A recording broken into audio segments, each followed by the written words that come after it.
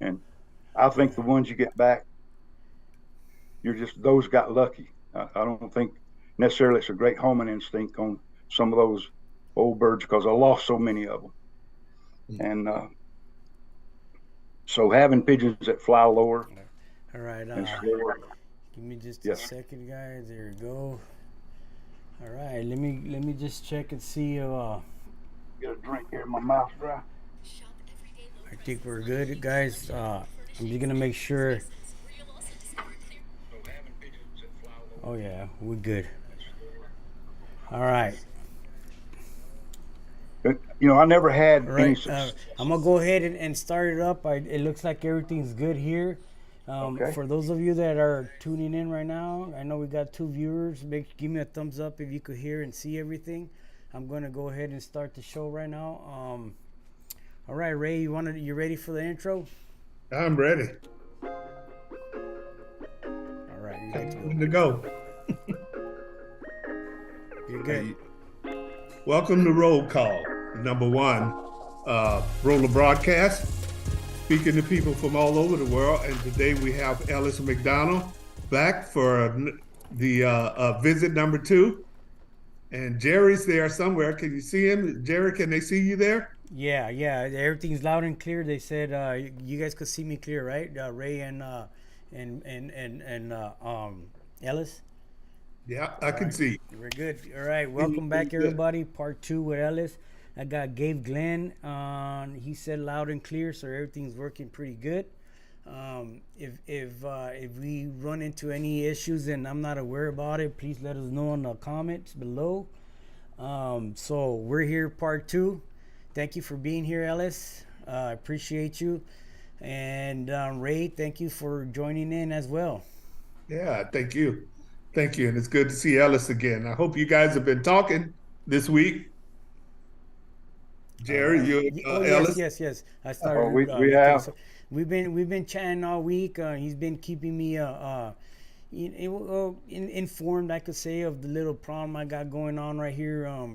I got an issue with my birds out here, and we're gonna try to make a panel podcast about what's going on here in my loft and in a lot of people's loft. But this will be another episode. I have a lot of sick birds. I end up getting a virus. Mhm. Um, I lost most of my stock birds, my kit birds, but like I said, Ella's been helping me out, and we're gonna put something together as an awareness, so that we won't be guessing about what's going on in other people's lofts. So Ellis is very knowledgeable on giving us an input and insight on what to look for and pretty much what's going on. But thank you, Ellis. But right now we're gonna do part two on this. We'll come back with a panel interview. I'm gonna have about three guys talking about this sicknesses that come across our law, so that we could have a view, eye opener of what it is that we need to focus and get on right away instead of letting it ride and getting it too far. Yeah. Well, good. Good. I'm glad you guys were able to talk about that a little bit. Uh, I don't think people realize how important it is to have someone you can go to when you have, that type of problem in your loft, because if you've never had it, you don't know how devastating and hurting it is. It hurts. It really does. And it could set you back um, quite a bit, you know, to the point where it discourages people and they just leave the hobby completely. And Yeah. I'm glad Ellis has been able to help you. Ellis, over the week, I've thought a bit about some of the things that we've talked about. It was such a good interview, and I got so much from it. Um, but I left with a couple of questions that I'm sure other people may have. And one was in reference to you mentioned slow flying pigeons, Yes. and you mentioned that the both families you had, both the Jackanets and the Masons, were both slow flying pigeons that was bred into them. But you also mentioned that you could get slow flying by feeding, through feeding. Yeah. Personally, I've I've seen I've seen some, kits that were slow flying.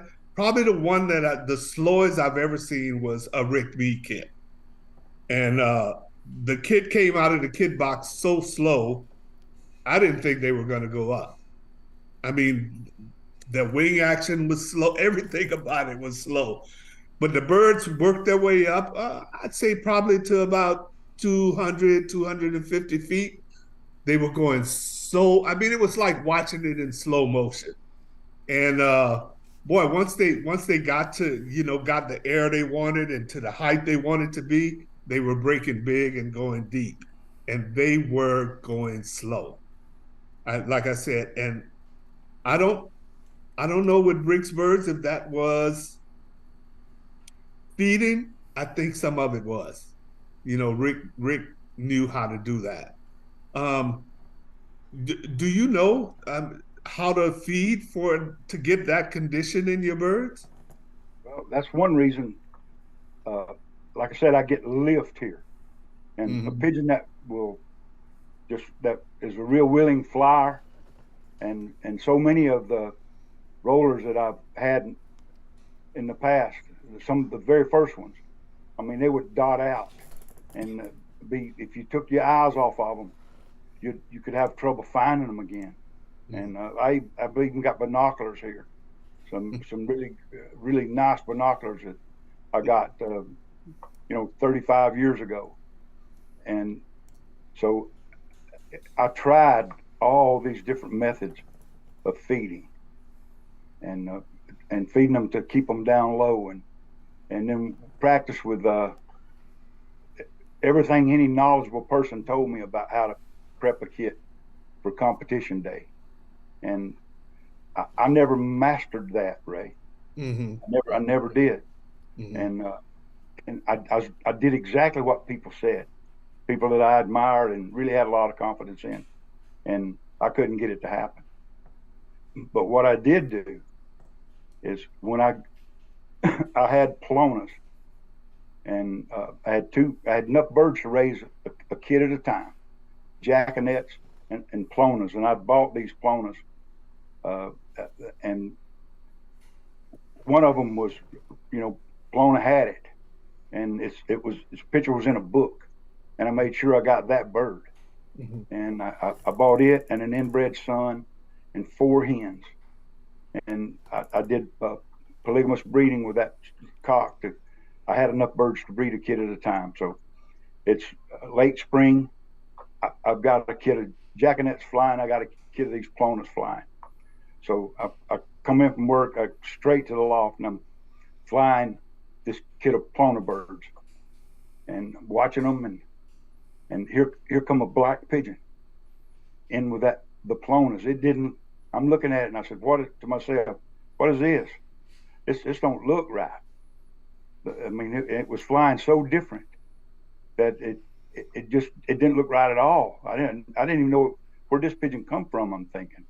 So when I trapped the kid up, it wound up. It was a black youngster that I flew the jackanets the day before, and it was a bird that didn't trap in. Mm-hmm. And when I saw this, it, there was as much difference in how they flew that it stood out to me like a sore thumb, if you will. Mm-hmm. And so I'm thinking, okay, this is really this is a big thing here. This pigeon's flying really different than these Plona birds. And so I started watching and started looking for the differences.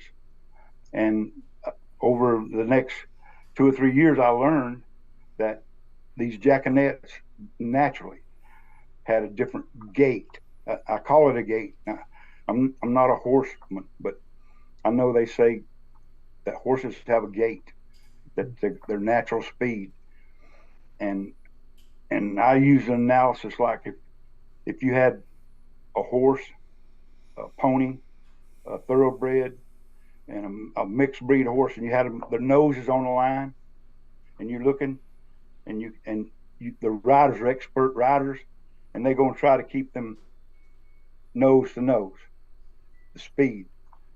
Okay, when you look down at their feet, all of them's going to be doing different things to stay at that same speed. So watching these jackanets and their natural slow speed, I said this is what I want, and I can still remember it was 17 birds I had left in this Plona kit, and I had a black white flight hen that was fantastic roller, and I can still see the explosion of feathers when the falcon hit that one, and the rest of them 17, I never saw them again. So that was the end of me and those. They called them high flying pencils.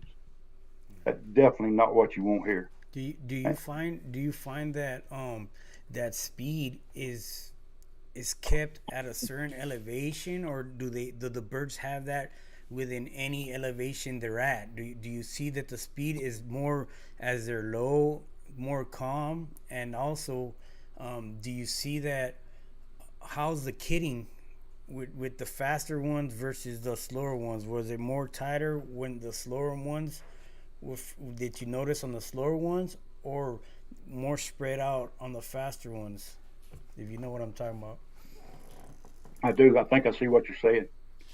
those those fast flying pinsons, if you will, they would kit, uh, but fast flying pigeons can be a tight kit, and but I've never saw a pigeon like when say with a slow flying kit of birds.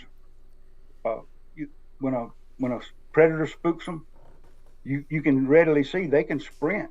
Mm-hmm. You don't have to be looking. If they're you can hear it, and if you're watching, you can definitely see it.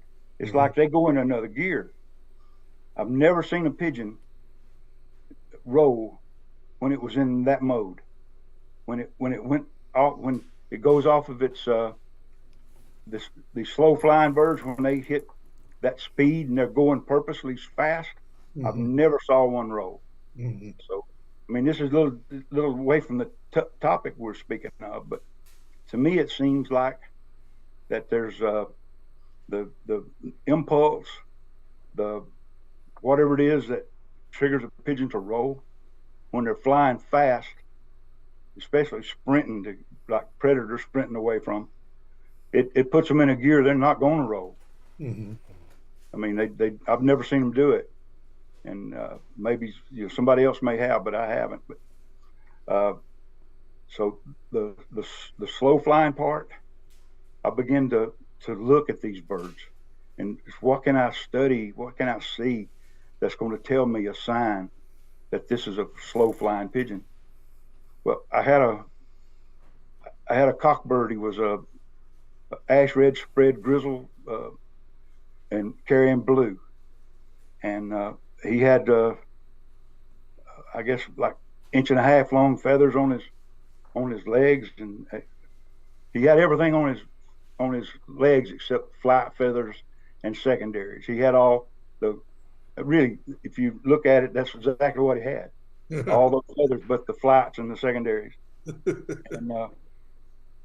And to watch that pigeon, to let him go, like my loft was 10 foot, 10 foot, he could fly to the windowsill. And I watched him fly, and Henry Cook called him owl cock because he flew so slow.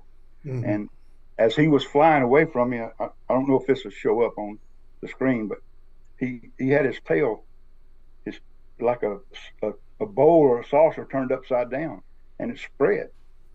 And I got to watch him. And all the slower flying pigeons, the pigeons that racers fly with their tail, the number ones up, or they'll fly with it tight like this. And pigeons, they're flying fast when they are faster than these slow flying pigeons. And they always got their tail. You got my grandson calling me. Just should have turned this off. Now you could let them know that is everything's got taken care of. Hey Mason, we got it all clear, buddy. I'm I'll talk to you about it in a little bit, okay? Uh, hey, thank you so much, buddy. Bye. Yeah, so, that's my grandson. so do you feel that the way you said that they has a tail like that is that creating drag? Well, I don't think the drag will be that much, but I know that is a physical sign that that bird's going to fly slow. Mm-hmm. I've never saw. I've got some Turkish tumblers, and those things. I learned a lot about how pigeons fly from those Turkish tumblers. They actually fly in a modified Hoover, and all of their tails are that downward shape. And with that old owl cock, I said to myself that the fact that this bird's booted, and there's a look that comes to the silhouette of a body of a pigeon as it gets more to that booted phase. If you think about all the little tumblers, different tumblers that, and they have an arch, their neck would be kind of arched like an Arabian horse is the way I view it. They just have a different silhouette. And when you look at them from the top down, they're kind of rounded over. And guys, I'm saying stuff that I've been looking at this for years, and I don't know if anybody else can even follow what I'm saying. I hope they can. But so I say that I'm gonna prove this to myself. Is this a thing? So I took two pigeons of my jackanet birds that I knew really well in '97, and I paired them together. And this was birds that they had like heavy grouse, and they had raised booted birds, the odd one, with everything they'd been mated with. So I put this pair together, and it was the first pair I mated in '97, and I did it. I was hoping for a flat out a muff would have suited me, okay? Because I'm looking for a cock to try to breed over a lot of pigeons, a lot of hens, and see what that did for the slow flying. And it was the first one of the first two youngsters was a red checker, white flighted, muffed cockbird, and he just looked different. I don't think necessarily this bird would have been. I don't know if you could have flown him with any kind of birds that flew fast because I didn't fly him. I kept him to use for just to prove this theory of slow flying, and to myself I proved it. This guy, some of the birds Bobby was using that was so frequent that they were down from this cock, and I raised. It changed my jackanet family when I started that program with that cockbird. I don't want them all to be booted. I just if you get right across your family, if you get some birds that have some of that trait, I think when you notice that their tail, they're holding it like that. Uh, that shows me, hey, I've established that these birds are different enough in their structure that they're going to be just dispositioned to fly slow, just from the mechanics of the way their body's made. Mm-hmm. It may not make no sense, but Yeah. it to me it's worked. Did you notice that on the majority of those birds, or did you had to start selecting them and cultivate for that? They had flown slower from the beginning. The birds that I got from Richard, they had flown slower, but they got slower when I recognized what I needed to make sure I was putting back into the pigeons. And I've spoken this to a lot of people. I don't. Sometimes something can sound so far off that you just ain't gonna try it. You know what I mean? If it's so different than what you've done for 30 years, you're not gonna look at it. Mm-hmm. Right. But I would that if people would notice with these pigeons structured like I'm saying, uh, it's rare you'll see their backs in a turn. Okay, by that I'm talking about when they're, you know, as they make their rounds. When you see a pigeon's back, it's flying too fast. Uh, I, maybe that's common knowledge. I don't know, but that's what I see. So, but the question was, did I practice or did I become proficient at feeding birds to fly slow? And I never did. Mm-hmm. And I think part of it's because where I live, I get lift, and I've got conditions that they just, if they'll fly high, they'll fly high here. Mm-hmm. But I've got two families that didn't do that. Yeah, we have you know, a lot of guys on here right now watching. You guys that got any questions, go ahead and go ahead and post it on the comments, and I'll make sure that Ellis answers that question. Is there? I know we have one question right here. I know it's out of the well, from not what we're talking right now with the birds going slow, but Gabe Glenn says, I heard Ellis was involved in bringing the indigo modifier and rollers. If that's the case, could he elaborate on the origins of those birds? I'll be glad to, and actually really happy this come up. It was in 1971. I just got home and got established again as far as having a household and, you know, my own place. And me and the wife, kids, we were out on our own. Getting drafted disrupted my life for a while, but we were back and on top of things.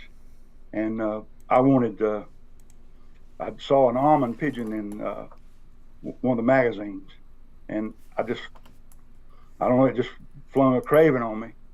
And I wound up in touch with Gary Gilbert from Salt Lake City, Utah. Mm-hmm. And just last night I was watching a video with David Carell, I think so. Yeah. Jerry. Yes. He talked about a program at a college that Paul Bradford and Gary Gilbert was involved in, and they were using pigeons as the species of animals that they were doing these genetic projects with. And I got a hold of Gary, and hey, we talked for like 2.5 hours, and he was telling me things that I knew. I didn't know that I knew it. Mm-hmm. Because like I said, I had like a memory of basically about every pigeon I'd ever saw, especially ones I'd had. And had a great talk with him. And for some reason, Gary, he took a liking to me. And I wanted to buy 3 pair from him. And he sent me, I bought 3 pair. He loaned me 3 pair for a year. And I think there was 9 other pigeons that he sent in this box. And back then you had to make a shipping box that they could go in the cargo and they could set a pallet on it. I mean, and Gary sent me all these pigeons, and in them was some birds directly off some birds that Pensum had bred, and from a couple of the local competition people there in Gary's area. But also in the bunch was what he called a double factored indigo spread. And whether or not the indigo, I mean, the spread is homozygous, in other words, both the cock having 2 genes for spread. He did have looked like he had the 2 genes for homozygous indigo because it looked like a gray grizzle with a darker head. And with that one, that was one of the long pairs. He sent a black hen to go with it. So I got a double factored indigo spread. So it's that classical color of what they're supposed to look like, that gray grizzle, and a black hen, a pure indigo cock like he was supposed to be. made it to a black. If if the black wasn't pure for spread, and if he wasn't pure for spread, well, some of them wouldn't be Andalusians, but they would all be indigos. It didn't work that way. For the first at least 2 years, any bird we got that was indigo looked just like the cockbird, and half the birds we were getting weren't indigo at all. So I'm saying this something here. This can't be right. This bird can't be homozygous for indigo. And somewhere in like the third year, we got an Andalusian. And what this told me then, I said, okay, this grizzle and indigo, they must be on the same autosome, and they're traveling together. Okay, and it's just like with sex-linked stuff, that if you've got an ash red cock that come out of a dilute blue hen and an ash red cock bird, so it's ash red cock carrying blue, but on the blue sex chromosome there's dilute. Okay, but eventually if you take a cock bird that's split, he's ash red and he's carrying blue, and it was his mother that was carrying dilute. Eventually you'll get out of that cockbird, he'll throw you an ash yellow, and that's when it crosses over. It's a mechanism when the body cells going through reduction division to become a haploid, or become a half of the genetic information for the pigeon, and it's when fertilization takes place, the single cell complete organism comes together. But what's happened on that sex chromosome, the dilute has crossed over from the blue to the red side. Nice. And you only know you got that when you get it in a hen. I hope I didn't go to too much. So when you're pairing it up to a grizzly, you say, right? No, the grizzle indigo, was the indigo. Like why weren't you getting Andalusian yet? Was it because you changed? What it was, the reason it wasn't. Say this is the autosome that indigo's on. Yeah. Okay, and they say there's no signs of. We can follow sex linkage, but we can't follow autosomal linkage. But I think, to me, that indigo and grizzle are on the same autosome. Right. And it just took that long for that crossover to take place. And the fact that it didn't do it quickly, it suggests that the two genes are closer together. And so the incident of that chromosome breaking at some point and becoming reattached to a part of another one, the shorter that little bitty distance, the less likely it is to happen. In the showing how dilute can cross over, it does it pretty regular. Yeah. I'd say 20% that it'll cross over. But I finally got an indigo, and started out the question was, did I have something to do with indigo in rollers? I'd say I did, that because I did eventually get indigos and Andalusians, but I let that gene, that autosome with both of them, indigo and grizzle on it, I didn't keep up with that. So Ellis I am now, I would have kept it. But. So out of the indigo, could you share with us how to get the Andalusian? Indigo is a factor that you take a blue pigeon, a blue bar or a blue check, and you give it. If it gets one gene for indigo, it'll change it to appearing like an ash red. And if you're not really versed on telling the difference in ash red and a blue pigeon with indigo that looks like ash red, that it's kind of hard to tell apart. And when you get a pure double factored indigo on blue without spread, it looks even more like an ash red bar, an ash red check, which are one of the patterns that happen to be. And that's that's the way indigo works. So And you're saying that the color difference is subtle. I mean, but if you know indigo, you you can see could it. you could see it. Yeah. Okay. And Okay. see, but now indigo is separate from blue and ash red. It's Mm-hmm. on the autosome. Mm-hmm. You can have an ash red pigeon that's double factored indigo. I don't know if you could tell it at all. Mm-hmm. You know, uh, Did you have a double factor and illusion? yes, the cock that I got from Gary, it looked like a double factored Andalusian because it was grizzled and indigo. Looked like a homozygous indigo on blue with grizzle. And Mm-hmm. when it threw the indigo gene, the grizzle is attached on the same autosome. It went with it. So Mm-hmm. every indigo I got looked just like the father. Mm-hmm. And he wasn't pure indigo because he threw blacks and blue checkers. Mm-hmm. Okay, so but when I finally got indigo, it stood out, like a sore thumb. I'd never got just a regular indigo or an Andalusian until I got that crossover, Mm-hmm. and that's when the autosome that had the grizzle and the indigo on it, that's when it lost it.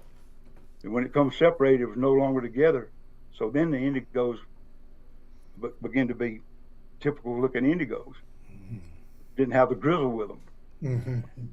So That yeah, might be so it found that like you said that lowest part where it's separated. Boom. yeah. If you had, say, you got a yardstick Yeah, yeah, yeah. and you've got black on one end of it and red on the other end. There's a lot of places that it can break in between there. Yeah. In But as between. you get the two genes really close together, it's got to break somewhere in between there, that Mm-hmm. little space. So the Mm-hmm. likelihood of it happening, Yeah. All right, I I, got you. yeah, I look at it like a magnetic attraction, or uh, you get two air bubbles in a puddle, and then the air bubbles will go together. You know what I'm saying? Just it's a kind of a Nice. random acting thing. So around what time did you say that was? Just I got the birds from Gary in late '71, Oh, okay. and Jeez, it was I wasn't even born then. yeah, it was '73 or '4 before Yeah. I got the first indigo. Wow. Wow. Yeah. And then the double factor and illusions, they're lighter body, darker head, huh? Yeah, they're like a gray grizzle with a darker head. Yeah. A dark hair. We Yeah, Okay. but um before we'll ask one more question from some of the viewers. Tu Yang asks, what memories does Ellis have of the Orangeburg hen and shooting star? Any special memories of the old backspin classics and southeastern roller classics? yeah, plenty of memories and plenty to say about the Orangeburg hen. Uh, the Orangeburg hen, she was a dilute blue bar, and supposedly she came from a city town of Orangeburg, and she was in like a yard sale, or guys just trading pigeons or whatever, and Tony Roberts had her. And of every pigeon I can think of, I've known a roller.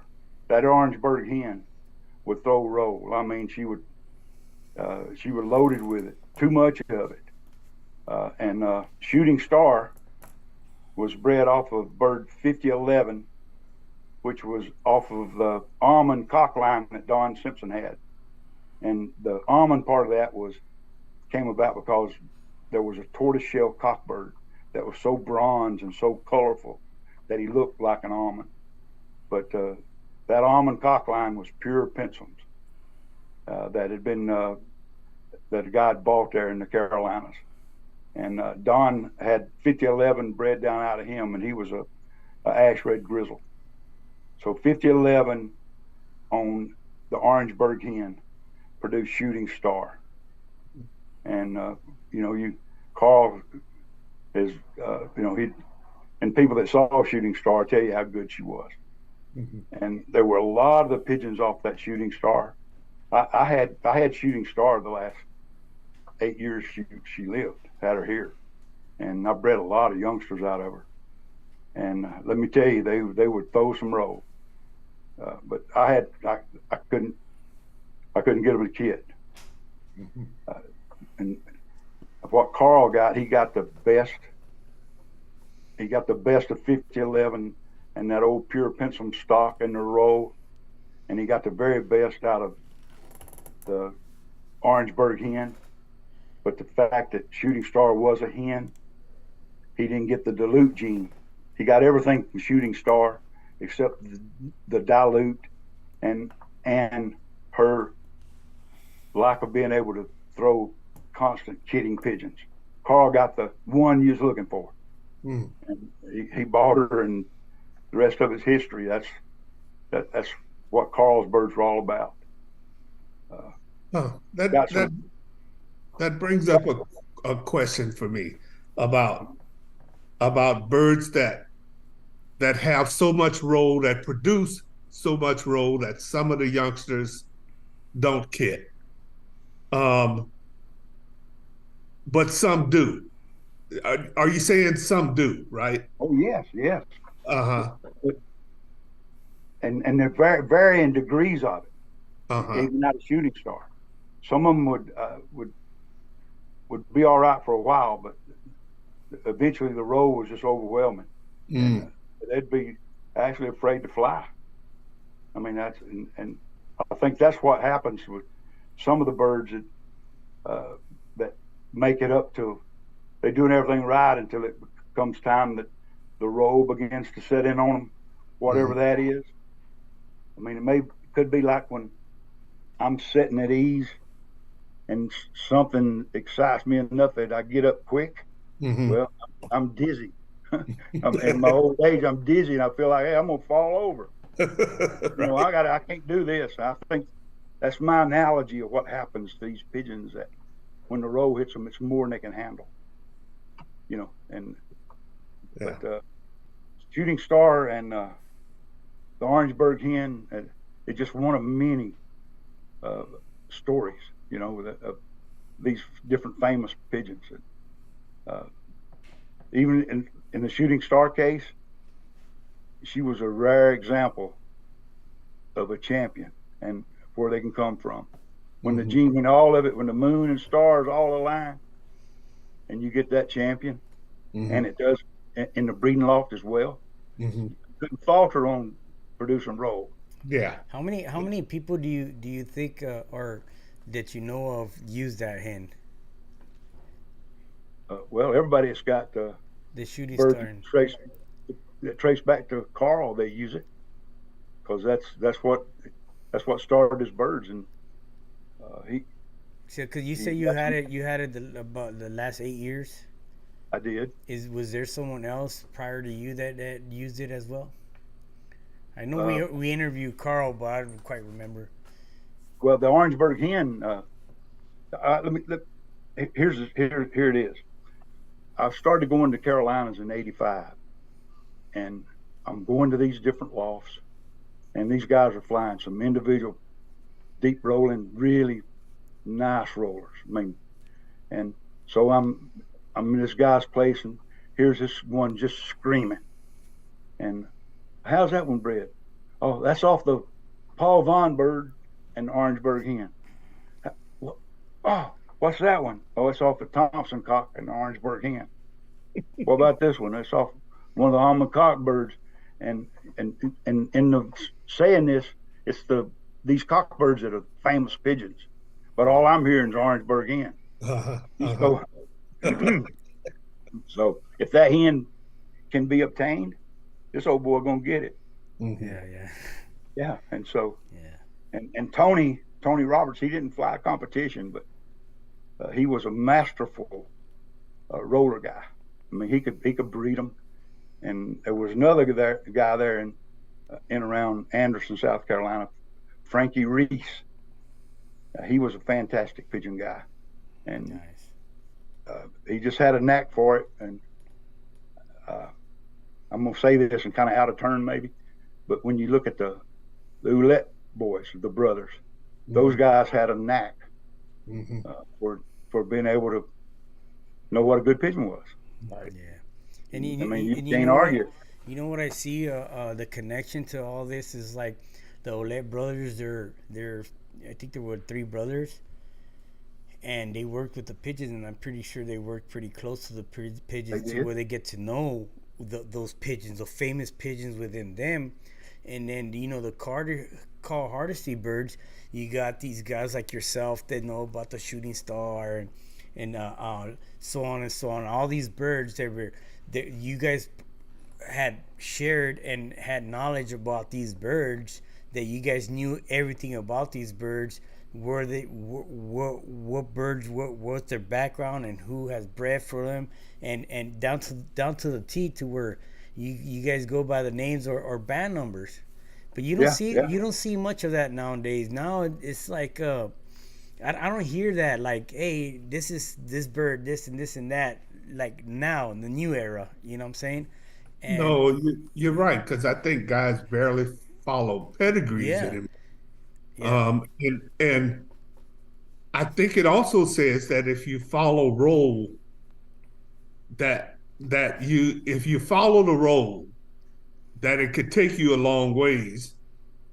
But I think in another podcast we talked about speed and depth. That comes with its own problems in a bird. You know what I yeah, mean? yeah, I mean, that's a lot. Just think about it. You got a bird that's super fast and it's deep.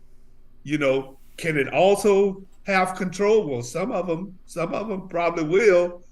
Some of them probably won't. Like Ellis was just saying about that, all that was produced from that orange bird hen. Um, you just have to work it, I guess, right? Yeah. I mean, you have to get to know that and work it.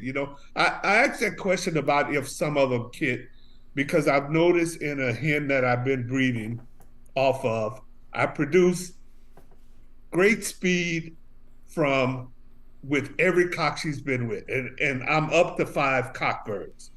But in every almost, I'd say 3 out of the 5, the birds were great spinners, but they had problems kidding as they got older. Um, That's what I was, you know, I, that's what I was wanting to say. Just you, great pigeon, this Orangeburg hen for producing spin, but mhm. generations down from her, there'll be some trouble kidding. I mean, the truth is just what it is.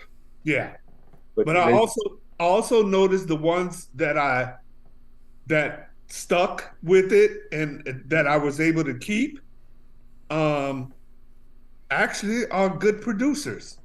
They're not showing that same thing, and I think that non-kidding birds that produce non-kidders, it's a highly transferable trait. But there, you probably do get some that stick with it and can handle it. You just have to watch it, over time and eliminate those out, that yeah, don't fit. and Yeah. sometimes it's not a one gene thing. Mm-hmm. In fact, you got three that you trust and two that maybe, I mean, three that you don't and two that you do. Mm-hmm. It gets down to the guy Mm. that's watching them, and uh, Mm-hmm. it, again, it's you just got to be observant. what's more That's what. important, what's more important to you, Ellis? Like, I mean, you got these birds, you got the Jack and Nance, you got the Mason. What were you looking for that was gonna determine whether it's these are the birds that you were looking for? Like, what's number one for you? I, number one is a bird that I can keep, a bird that can still stay alive here in these conditions. Mm-hmm. Okay, and both these jackanets and these mason pigeons, they can get hit and run up high, and they'll go when that's the case, they go as high as any pigeon will go. But what they do, they come back. Come back down. They come back. Yeah, and for whatever reason, they both share this, and some of them coming home, I think it may be more than just luck that they come home. I know one evening I had a real persistent female Sharpie, and the older, wiser ones, they'll stay after pigeons. They won't give up like a Cooper hen will. They'll stay after them. And it was getting almost dark, and they kept running this kid of Masons back up. And my mom and my stepdad's house is about 3 football fields from here. And at the time, the trees had been cut, and I could see my mom's roof. Them pigeons, that it wouldn't let them land here. Every one of them pigeons landed they'd never landed, to my knowledge, anywhere else besides on the loft. But they landed on my mom's house, all of them as a kid. And they stayed there that night. And luckily the owl didn't get into them. But the Cooper, she finally, they quit at dark. Yeah. And just about dark, and I'm thinking, I can still see the kit landing. I mean, I'm thinking, this is beautiful. They're right there. I'm going to get most of them back in the morning. Right. And I did. So, yeah, first they got to be able to live and stay alive in these conditions. And because of the competitions, and that's something that I can do besides just have the birds here to myself. At the time, the World Cup, if you qualified, you got to fly again. So that's 2 competitions, and then with the NBRC fly, that's 2 more times that you get to fly, and 2 more times again if you qualify. So I wanted pigeons that could score within the boundaries of what the rules were. And regardless of what the rules are, you got to follow the rules. And I made a comparison to pigeons turning over so many times in like 4 foot. And I kind of hated saying 4 foot because I'm not looking for 4 foot rollers at all. But if you're looking, I'm saying if a pigeon spun, like almost standing still in a 4 foot space, you could determine, hey, that bird's spinning. I don't care if he ain't going down or up. He's spinning. A saw blade spinning when you look at it. And that's what I meant, what I was trying to say, and I didn't get it said good. But I think 10 foot is definitely a minimal depth that you want pigeons to fly. But if 10 foot if it's scoreable, and I love what Kenny said, Kenny Billings, 1.0 that's not a trashy pigeon. That's a pigeon that's scoreable. Yeah. There's very few guys have a kid of 20 that all 20 of them bona fidely scoreable. You see what I mean? Yeah. That's a feat. That's like anything over that's a plus. Yeah, that's what I was telling Ricky here, Gonzalez, and I was telling him, you know what, man, I like, 25 footers, nice, but you know what, the rules say 10 feet, so they don't need to be deep to score. And sometimes, like, we even made an evaluation, like on the amount of birds that break big with a low multiplier on the depth versus a quarter turn with a higher multiplier on the depth. The bigger break always scores more. You know what I'm saying? So if it's in the bylaws, and it is what it is, it's scoreable. It's 10 foot. That's the trouble right there. Yeah. You gotta be real.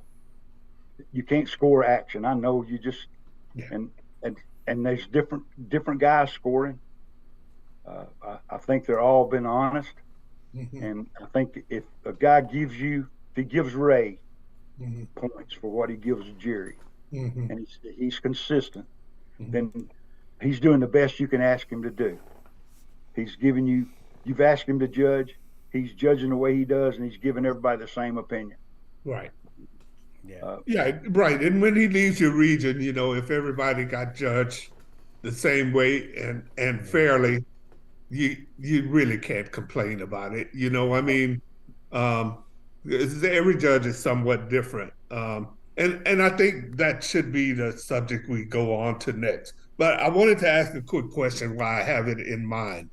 Um, and George relayed a story to us. George Mason relayed a story to us about a group of birds that he had bred for a guy.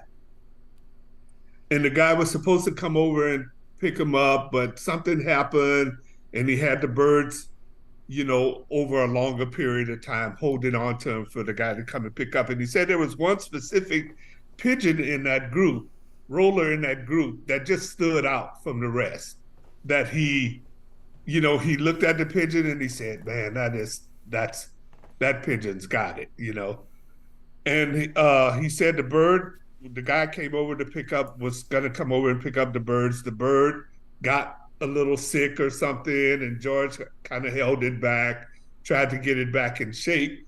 And he said at some point you saw a picture of the birds and you picked that specific bird out. Do you remember that? I do. I That bird? do. I Yeah. do. What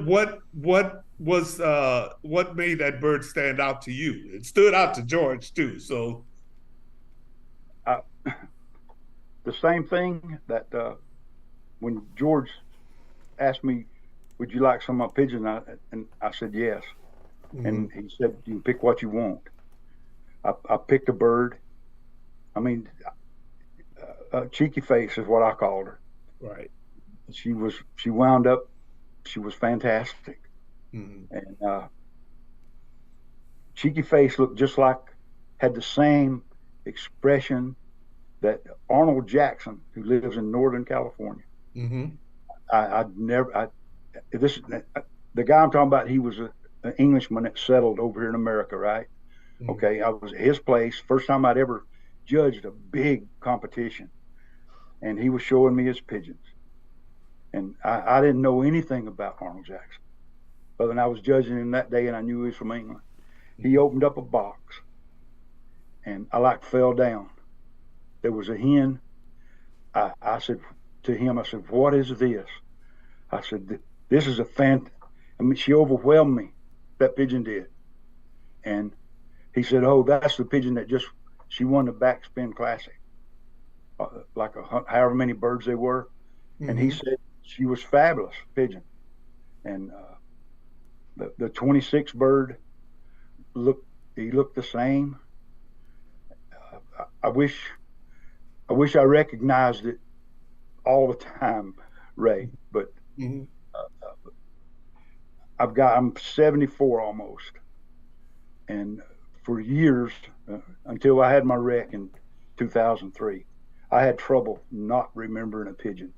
Mm-hmm. And I mean, I started as a boy. I mean, this is going to sound corny, but most of the time with 150 pigeons, I could tell you within 2 feathers of where all of them are molting in their flight, secondaries, and tail. Uh-huh. I mean, I've always looked. If there's any difference, that's what I look for all the time. Is what can I see? What can I see? Mm-hmm. And I think I was predestined to have pigeons, Mm-hmm. and it just happened to be rollers that I settled on. Yeah. Because they offer everything. There's nothing another breed offers that a roller don't offer and more. Yeah. I agree. And a working man can get some of them. Yeah. So But it's the not like that with every pigeon. It was just a few pigeons over time. You were able to look at them and just see the quality in them. I mean, you yes, just felt yes. it. Yeah. Well, Yeah. and it's based on so much that so much of having looked at them Hmm. that, that I and hey, quite frankly, when other people say they can pick this or that, I understand. Wondering, can they really? I understand that feeling, but I don't know about that, and I Yeah. don't blame anybody that won't say I don't know about Ellis and what he sees. Yeah. But I I I've learned to trust what I see, Yeah.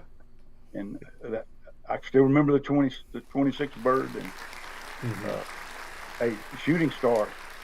Uh, she was an outstanding looking pigeon. Yeah. I mean, I, Okay. I, I wish I was better than I am, Ray. But Yeah. Do you, Ellis, do you see anything other than performance? Let's just say, and I like to ask this question because, like you just said right now, there's just things you see in the pigeon, but they just say you bring down in the cage all your best cocks, your best hens. Is there something that you look at, that you grade to tell you which one of those good performers is gonna be your, like you were asking me, out of the birds that I have right now, which one cock do I see is the one that is most important to me? What do you, is there anything else you see other than they just put the performances there? Other than that, what else do you see that will evaluate that pigeon? okay, when symmetrical, a pigeon that's perfectly symmetrical. In the human world, if you know if symmetry's off a bit and you're accustomed to looking at a lot of people and maybe people that are really smart, really strong, really fast, whatever, all these different traits, they're usually symmetrical, and that makes things to our eye look beautiful.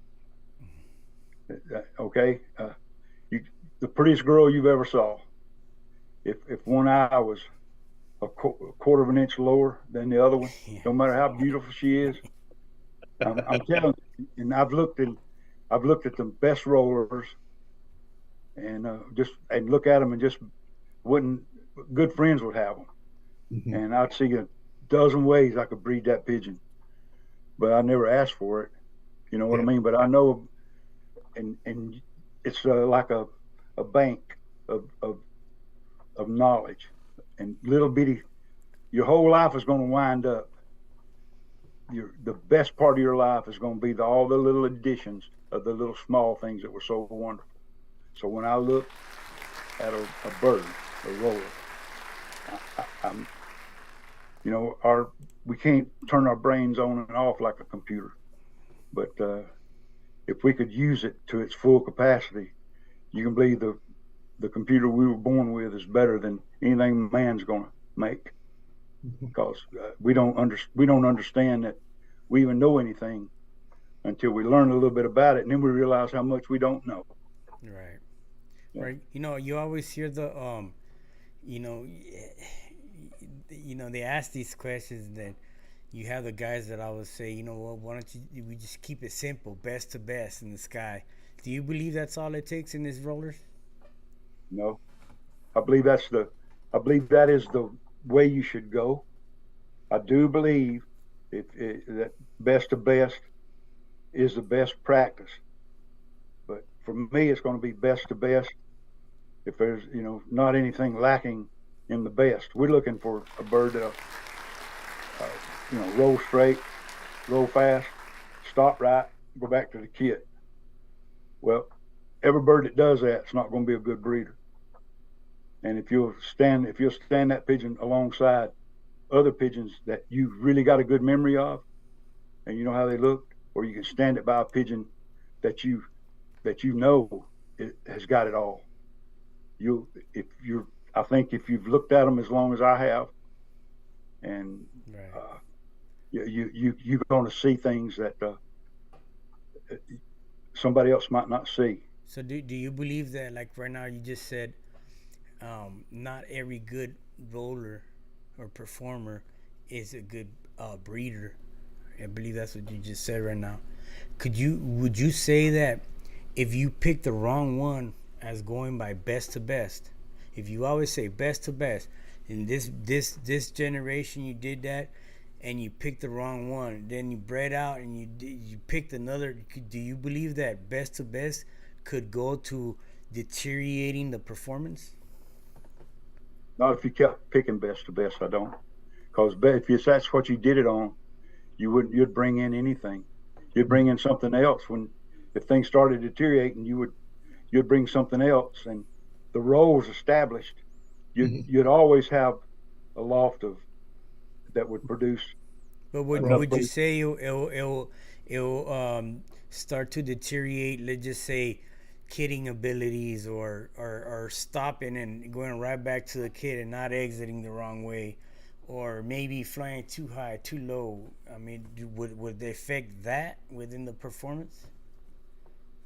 If you didn't continue to look for it, it would. The Okay. first place that you let something slip, Yeah. and you said, okay, I'm gonna. If a bird's got an obvious fault, like a bird's born with one eye, Mhm.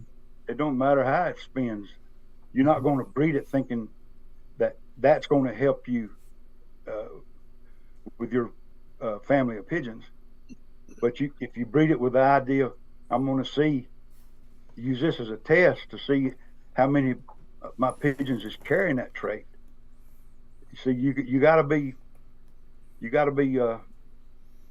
adjustable and flexible, and you need to combine them words and go with that kind of an outlook.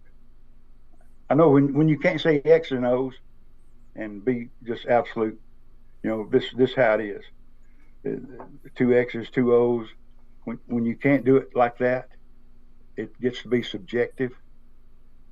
But of all the breeds of animals that's bred for a purpose, a white leghorn hen, she's a good example.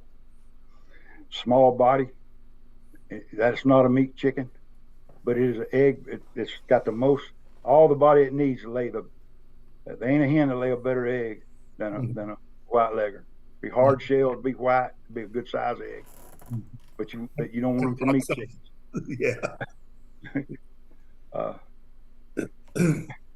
Sometimes I think that even in our talking, we can take things backwards. Mhm. If we emphasize something too much, and uh, I guess I always get right back to if it was easy, everybody'd fly a team like the best one George has ever flew. But as good as he is, he has ups and downs with that. Yeah.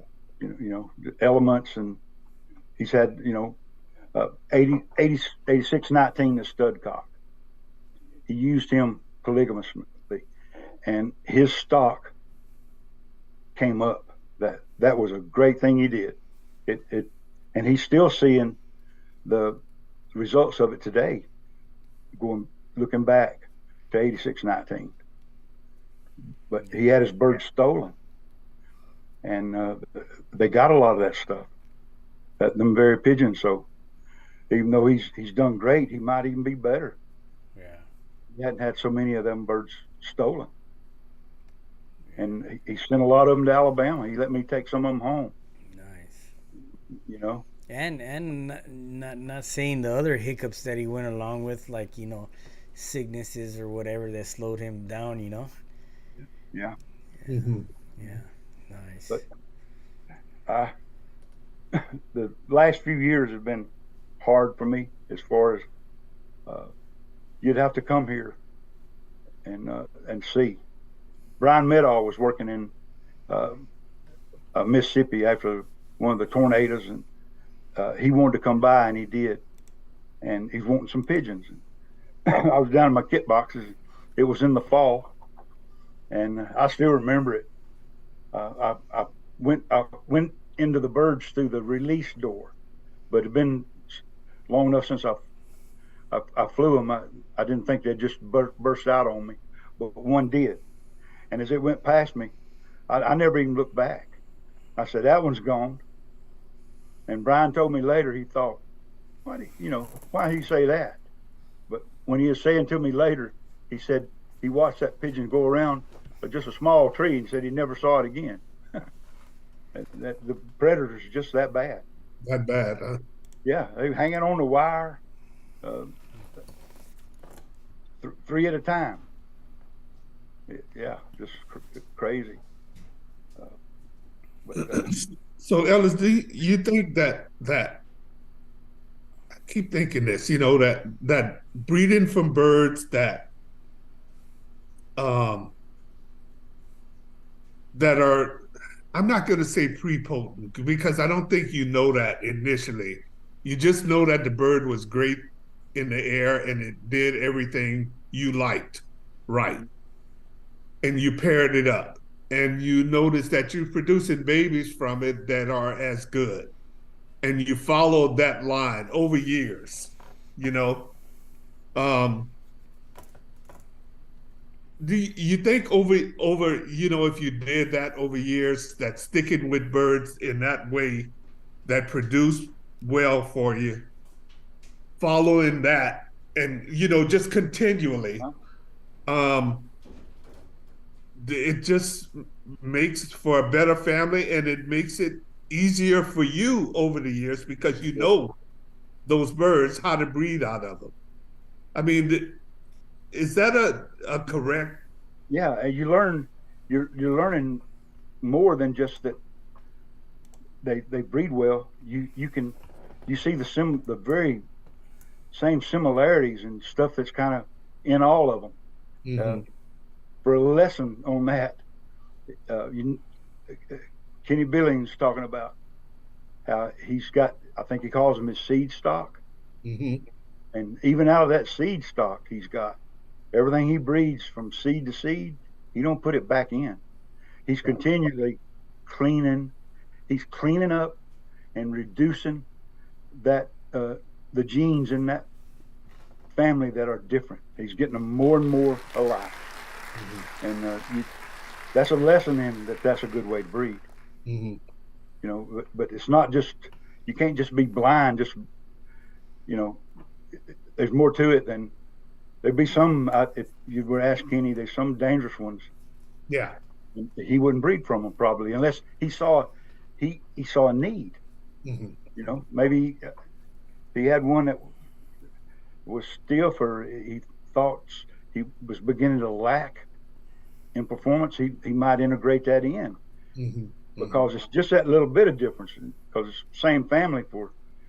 I was there first time in '91, I think, and I remember looking in one of his boxes, and he had blue T-checks with some bronzing, and a lot more blue T-checks with some bronzing, and that's what he's got today. Yeah. You know, so you can't argue with it. Right. So Yeah, yeah, they're similar. You could tell it's a very close family. Bird. Yeah. Yeah. Yeah. you can have everything perfect, and the reason yours is perfect is different from why another guy's is. I'll tell you a good example. I know firsthand an example of a close bred family of 514 pigeons, and the breeder's honest. I mean, the records are correct, and this is a old line of 514 pigeons, Mm-hmm. and all the famous numbers, and one cross from one of them pigeons to another family of Pensum birds that's been bred true for decades. The two of them perfect pigeons paired, every youngster out of it would have a part of a bumblefoot. Mm-hmm. What's a bumblefoot? It'd just be like a ball. Oh, Mm-hmm. and like sideways, kind of like, yeah. Yeah, all kind of crooked. I Yeah, I I, kn- I know that because that's what I've noticed that from the Jay Starling birds. He didn't cross those birds for years, and then the same with the Ritter birds, and they go back to the Olet birds, and I did the cross, and I got some that had you could see what it, what they had done, Jerry. Uh, their gene pool. yeah, Some factors is not just one gene. So well, it's not the same gene, and some it takes two different pairs of genes to get a certain effect. Mm. You could have a family that where two of the lecherous genes are, they had one pair of them and it was going to breed that. It's going to throw that factor every time. But it didn't. No other bird in the family had the lecherous gene to match it to get a double pair of. Mm-hmm. Okay, so you get none of it. But when you make a pigeon that both of them have one of what they need, they never could raise it. If you look at it like that, 1 out of 4 of everything they raise would be whatever that lecherous fault was you didn't want. So So how they both, could you bypass that? Like, if You'd you have to didn't, breed and test yeah, breed past it. yeah. if you didn't breed from both of those birds, right? If you didn't keep that pair together, I mean, you're saying that you would have to. Like just say if that pair will produce one that's perfectly fine and the other one that has that, if you breed from that one that's perfectly fine and keep on going, would you keep on seeing it or no? Yeah, if that one that you kept that's perfectly fine, Yeah. if it was free of those genes, you wouldn't you'd never see it again. Oh. It's But just like you how would many have guys to test it, right? yeah, You would have to and test it to find out. yeah, like You, would, like you wouldn't know. Yeah, you wouldn't know just outward, just because outwardly it's Yeah. not showing. yeah. You don't Here's a know. here's a great example, Ray. If you had rollers that all your birds were ash red, Mm-hmm. and they were carrying all of them had indigo. Okay, you'd never raise a Andalusian. You'd never raise a black out of them. But Mm-hmm. the first time that a spread pigeon was paired to one of those reds that's carrying indigo, and you could get an Andalusian. Mm-hmm. But if that never happens, you never would, and you'd think, hey, I don't have this. Mm-hmm. That's like the bumblefoot, rye beaks, all that stuff. I don't think it's just a simple one gene thing. Yeah. It So takes multiples. you would have to try to breed in to see if it happens again. Yes, That's the only yes, way to find out. yes. And once you see something, you keep looking. Mm-hmm. You know, be on top of it. I remember in '73, I'd gotten some birds from a guy and a wonderful fellow in Kalamazoo, Michigan, and recessive yellow cockbird, and I wanted yellow, and he was nice, good spinning family of birds, and I raised a recessive yellow out of him. So I paired that cock to his daughter, and I'm waiting on the eggs, eggs to hatch, and it's past 18 days. They're not even beginning to, to break the eggshell. So I'm thinking this is all lost. I mean, it was 2 days late of hatching. Mm-hmm. And so I chip into it, and I saw what I thought was a monster in the egg. It was a bird that just barely had a beak. Okay, it didn't have enough beak that it could break through the membrane, the little air sac in the end of the egg. Mm-hmm. That's when the bird chips into that.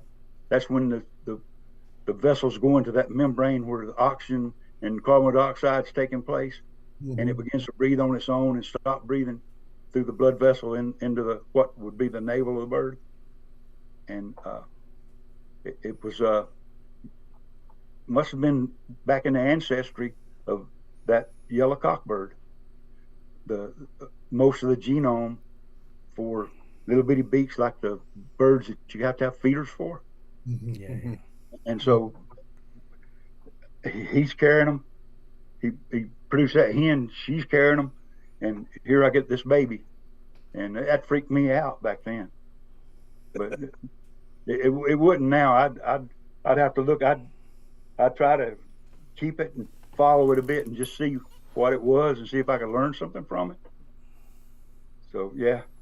But Ellis remembering things from 1973, Jerry. Yeah, I know, man. I can't remember yesterday. Yeah. Hell, I don't remember anything from 73. I know. Were you born, Ray? In 1969. Wow, you seem you're within a year age of my son. Oh yeah. Yeah, we started on a Zoom earlier before we came on, and he was just explaining so much. I said, hold on, let me press record because I'm not gonna remember everything. But Ellis, let's talk about judging, because I think we need to get to that. And I know you've done quite a bit. On a personal note, I've done a bit myself, and I guess to some extent concerned, especially when it comes to the national club, because I've always wanted to have a small group of people trained. I think that's, there's some limitations in that, but a small group of people trained, knowing not only what the rules are, but from the start, knowing what a Birmingham, what's a proper role. Yeah. Proper. Yeah. Down to the point where we know what a 1.1 for depth, a 1.1 for quality, what that actually stands for. And I don't think that we'll ever totally all be even trained. I don't think we'll ever all be on the same page when it comes down to it, but we'll have a guide. You know what I mean? Well, we could be closer. We could be closer. Yeah. We'd have somewhat of a guide. I thought about that. You mentioned that last week. Yeah.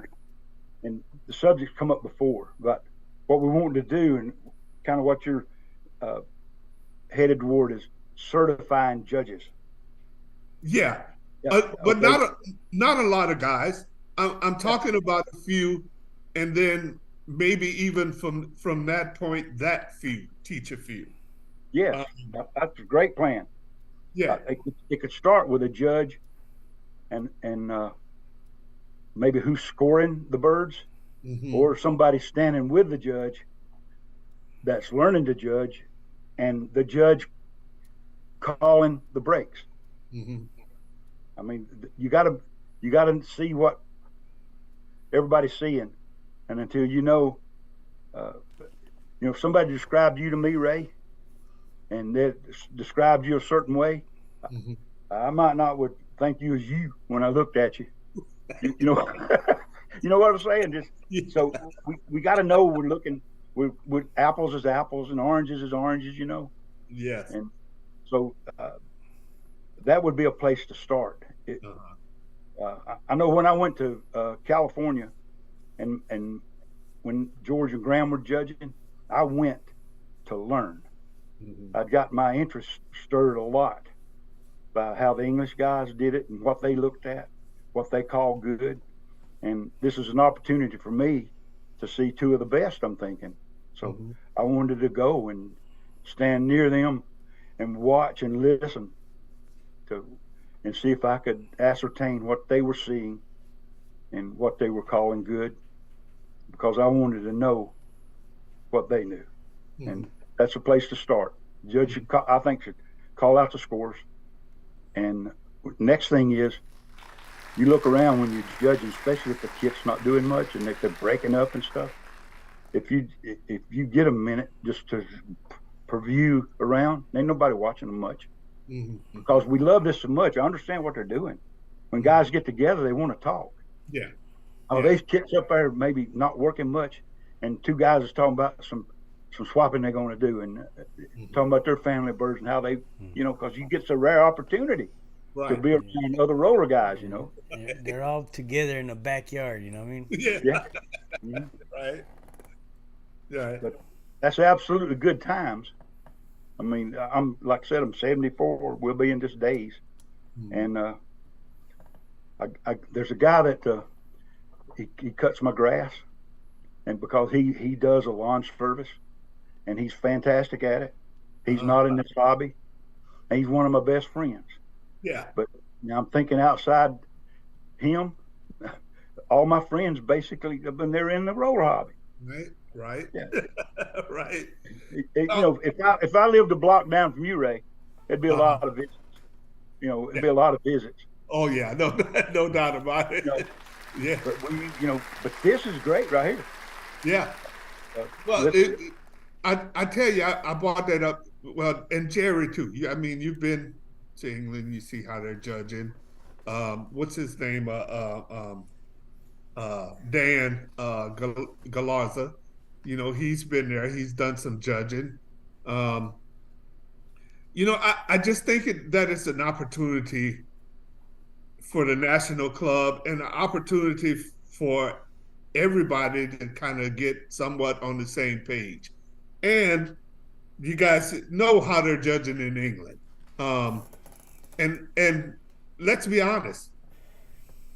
I think they've been, I mean, California, they're flying some good pigeons in California. They're flying some good pigeons in the United States when it really comes down to it. But I've also seen where guys are judging stuff that just movement. You know what I mean? Movement. And that's not, it's okay, I guess, you know, when he's going around judging and he's doing the same thing to everybody. But I think it kind of throws in a bit of misinformation that those pigeons are proper, they're rolling proper, and they're not. You know, movement is movement. And the movement is not roll.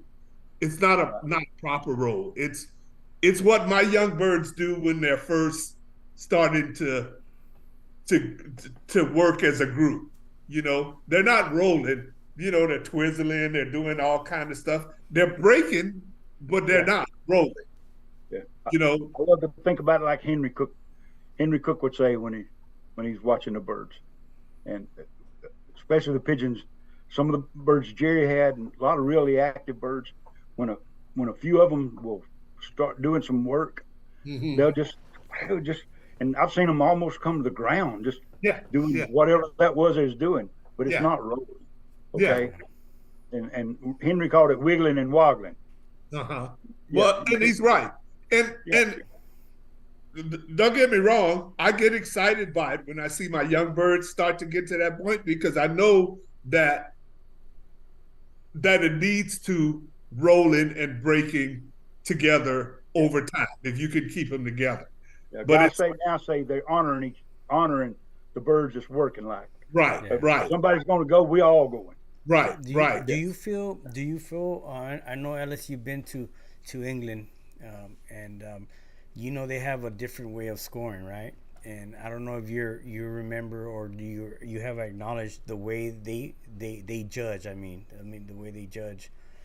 You know, I asked George this question. You know, how do you how do you evaluate the depth in the pigeons? And he just says, pretty simple. If there's separation and you could evaluate the quality of the spin, they're just deep enough. He says that we tend to make things more difficult when it comes to judging by adding these multipliers. They say over there's no need for that. What do you feel about that? The difference between what they got going on and what we changed from their style of judging, because you know they did mention, you know, ask me, why did you guys change the way we originated the way of judging? Compare the difference, and how do you see one from the other? What good things and what bad things do you see? You know, there's a point that we say that the consensus is that's a roll, that's scoreable. And in our rules, we've said that 10-foot depth and them doing it correct, finishing correct. If they're fast enough, they're not tumblers. They're actually spinning, rolling. That's scoreable. That's 1.0. And for a kit to finish with anything above 1.0, that what to me that seems to say is that if of all the pigeons rolling in that kit that are 1.0 or more, it have to be like an average of what just the pigeons that were working would be a plus quality.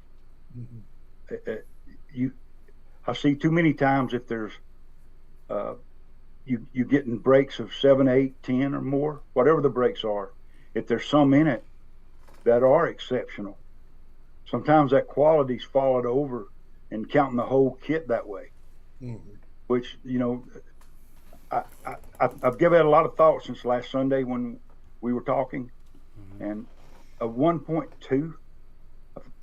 I think this will say more what I think than what I can say. I think. Okay, I think a 1.2 and maybe at 1 point a 1.4 is most I've ever saw and give quality and depth, because if they're scoreable, that's some pretty good pigeons already. I mean, it's good enough to score, and a 1.2, but to say a pigeon that can score, there's going to be it'll be that perfect example that Kenny Billings talked about, to be a 1.4 to I've never seen a 2.1. I've never seen one that's double good as what I'd score. So I think that may need some working on. Yeah, for sure. I mean 1.4, 1.6. My goodness, that's. I'm going to quit even raising pigeons. I'm just going to travel and watch these kits fly. Yeah. What would you say? Let's just say I've seen 1.6s on depth, and depth is more on just what it says, depth. Okay. Right. Versus quality. On quality, we're going to talk about quality right now, but depth right now on a 1.6 versus you say a 1.2. What's the actual distance or drop from there in feet wise? What do you compare it? How do you compare that? It to me, that has to be speed. It has to be speed. If the speed of if I'm saying a bird's 1.2, 1.6 has got to be better than a 1.2, and it's not depth not necessarily going to be the thing that determines that, but it's got to continue the speed, and I don't have the words for that. If you when you can make out individual wings and tail, watching them with your natural eye, and you see that where it was about to be a hole that gets stretched out, like a somehow you can see a two-angle vision of a spring that you stretched, and when you first started it was tight, and then it got looser. Yeah. I may be lost in the question, Jerry. Well, I when it comes to depth, I think everybody's. My battery's running low, guys. Do you have the charger for it? I don't. You can't plug in? No. Let me holler at Mama here. Okay.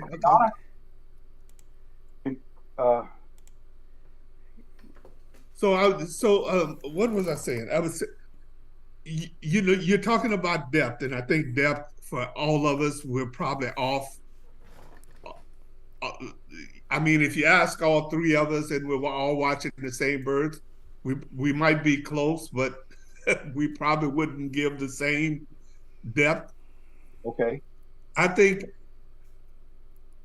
that it's important to have, I mean, since we use it, it kind of goes away from your question, Jerry. Yeah. But since we use it, why wouldn't there be a chart, Yeah. that shows you that it says 1.0 to 1.1 is 10 feet.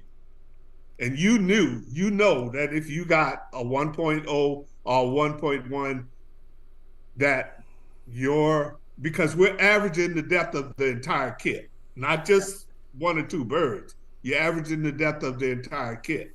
Yeah. And if you got a 1.1 or a 1.0, you could go to that chart and say, okay, he's saying that my kit averaged 10 feet. Yeah. See, here's there's a Hey, basic Ellis, problem with. Ellis, real quick. I don't want you to shut down right now. So you could get up and go get that charger if you Mama's, don't. my wife's getting it for me. Oh, okay. Oh, All right, good. I think she's getting it for me. All right, sounds good.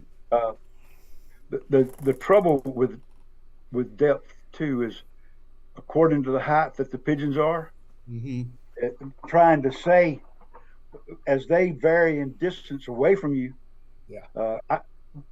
I think we underestimate depth. Period. Even in a tight kit, and you got the wingspan of the birds, individual birds, and then you got the distance between wingtips of this pigeon and the pigeon flying to its left and right, and you got the distance between the ones because if you're going to encompass the kit, it's going to be in some kind of a like a balloon, maybe not perfectly round, but some kind of a rounded shape, and we if you go from the top of the kit to the bottom, taking in those measurements, just from the top of the kit to the bottom of the average kit, it's going to be more than 10 feet, I think. Mm-hmm. I think we underestimate depth in the beginning. No, I agree. I think we do. I also think that I'm plugging speed. this in, Jerry. Yeah, yeah. I think that speed, how fast a bird is dropping too, makes a difference in how deep a bird is. I got it, Jerry. Yeah, I good. mean, because you were talking earlier about a bird that maybe spins in place. I've seen a few, not a lot. I certainly haven't seen a kid of 10 of them. I would love to see that, but let's say a bird, spinning and it's spinning in place for 1 second. It's going deep enough, like you said. But it's faster now. But now it's faster. You know what I mean? It's fast. Yeah. There's a lot to play. But I think if you give yourself something to measure by, Yeah. Okay. and you're able to look at, Like you could go like your actual depth could be based on duration. So you could even mm-hmm. do it with a stopwatch. Boom, boom. Mm-hmm. So like mm-hmm. 1.5 seconds. That's 15 feet. Maybe 20. You know what I mean?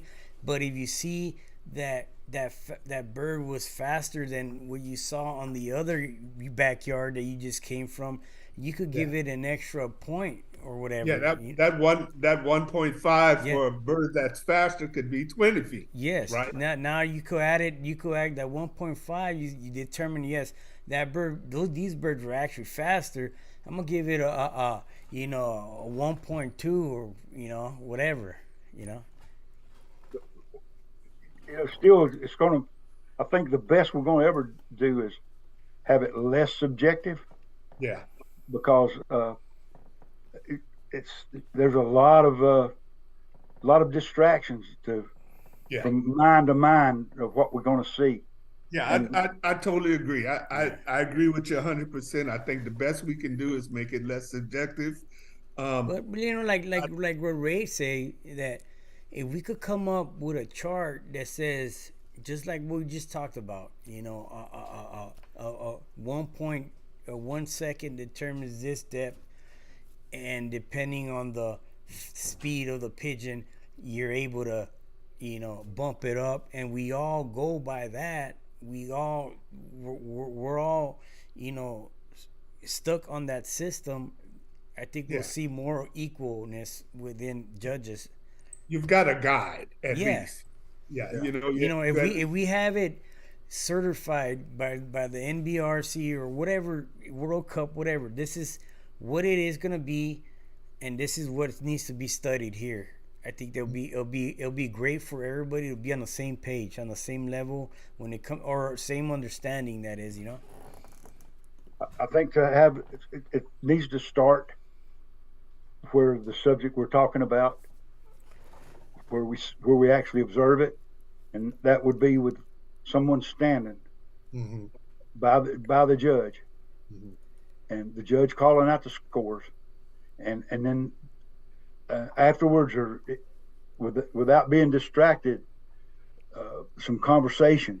It's going to have to be some Yes, conversation and opinions yes, put on a scale and on a balance, and uh, guys' opinions, and we're going to have to talk about things that can be uncomfortable. I thought that was deep. yeah. Yeah, Next guy don't, so we got to get over all that yeah, stuff yeah. hmm before they start working. So Now, just some real open But mindedness, yeah, standing by the judge, and and him calling out, yeah, calling. him calling out, Yeah. and as many people and observing it. yeah, Mm. and we could Uh, bring it to a everybody don't everybody don't want to judge. yeah, and we could bring it to a final note, like, you know, and make it understand. We got, look at, there's this guy's youngster, Sam Sprick. I don't know, you know Sam, Ray. He was on Yeah, here. yeah, yeah, Okay, yeah, yeah. I well, know. he was up in Tennessee when I went up there, and they wanted me to judge, but at the same time I was filming, so he took over. And you know what? He's young, but he knows what he's looking at. And what I hmm really liked about him is because I had him explain to me what he saw in every kit, Right. and he was able to explain exactly what he was scoring, what were the problem birds, and you know, I thought that was very important. So I said, man, you know, we need to support people, especially young people like this young man here, and we're having him come and judge our fall fly here in Arizona. You know what I mean? Yeah, For the yeah. reason that, you know, we need people like him, young people with a better understanding. You know what I'm saying? And because Well, that's our sure, future. But well, sure, Jerry. I think it's important when you go out and judge after you've judged a person to talk to them about yeah, what you saw, and anybody else that wants to come around and hear it. yeah, I mean, that's the way I've always done it. I'm not saying I'm correct because hell, I'm as flawed as anybody around when it comes down to it. But it is important to me that guys understand a proper role, a right, proper what's An a honest discussion, yeah, and yeah, and not be don't somebody that maybe you think don't know what you do, hmm or maybe you're not. We're not always the most knowledgeable one. no, Just no, some good, just some good, honest yeah, conversation, and give the other guy the consideration that you'd like to have. Some people aren't going to open up, yeah, hmm hmm because they may think what they're thinking is they may be dead on it and could help us a lot, but yeah. they may not feel like it would be welcome. So this it's got to be an atmosphere that of working together and Yeah, right. and you know, like you said right now, this is working right here. You know what I'm saying? We're here where everybody Mhm. could listen to. But now let's get into the quality. Tu Yang says, Ray, a big thing about quality is we Americans use the cue to score the actual roll, but across the pond and in South Africa, the cue is used to score the entire kit.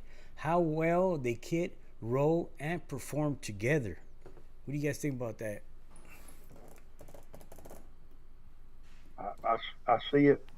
Yeah, I see I it. see the two different ways you're talking about, but hmm in the end, I think it's you got a kit that's 20 pigeons and you got 7 pigeons that are scoreable. Okay, and uh, so they're exceptional. I could say those individuals that scored and they're exceptional, they could get a .1, a .2. But if you had seven and five of them just were scoreable, and two of them were fantastic, that's not a 1.2 kit. You can't let the good ones, the really good ones, add weight and credit to the birds that aren't that good. And you have to equal it out. Yeah, there's a place where you got to. Right, you have to equal it out between the not so good and the really good ones, because they're all doing it. And a judge has got just this long after he judges. He's got to add up the and and then he's got to come up with something. Yeah. And a lot of times the winning kit is not always the most entertaining kit to somebody, and it could, one guy could see one way and the other one another. If like some of these, I call them purists, and not in a bad sense, that they don't really consider anything causing them much attention if it's not really, really good. But as right across this hobby, every bird and even every kid ain't not really, really good. But we can do better, Ray. I see what you're saying, and I agree with you. We can do better. Well, I'm looking at Tu's question, and I see what he's saying and what he's getting at.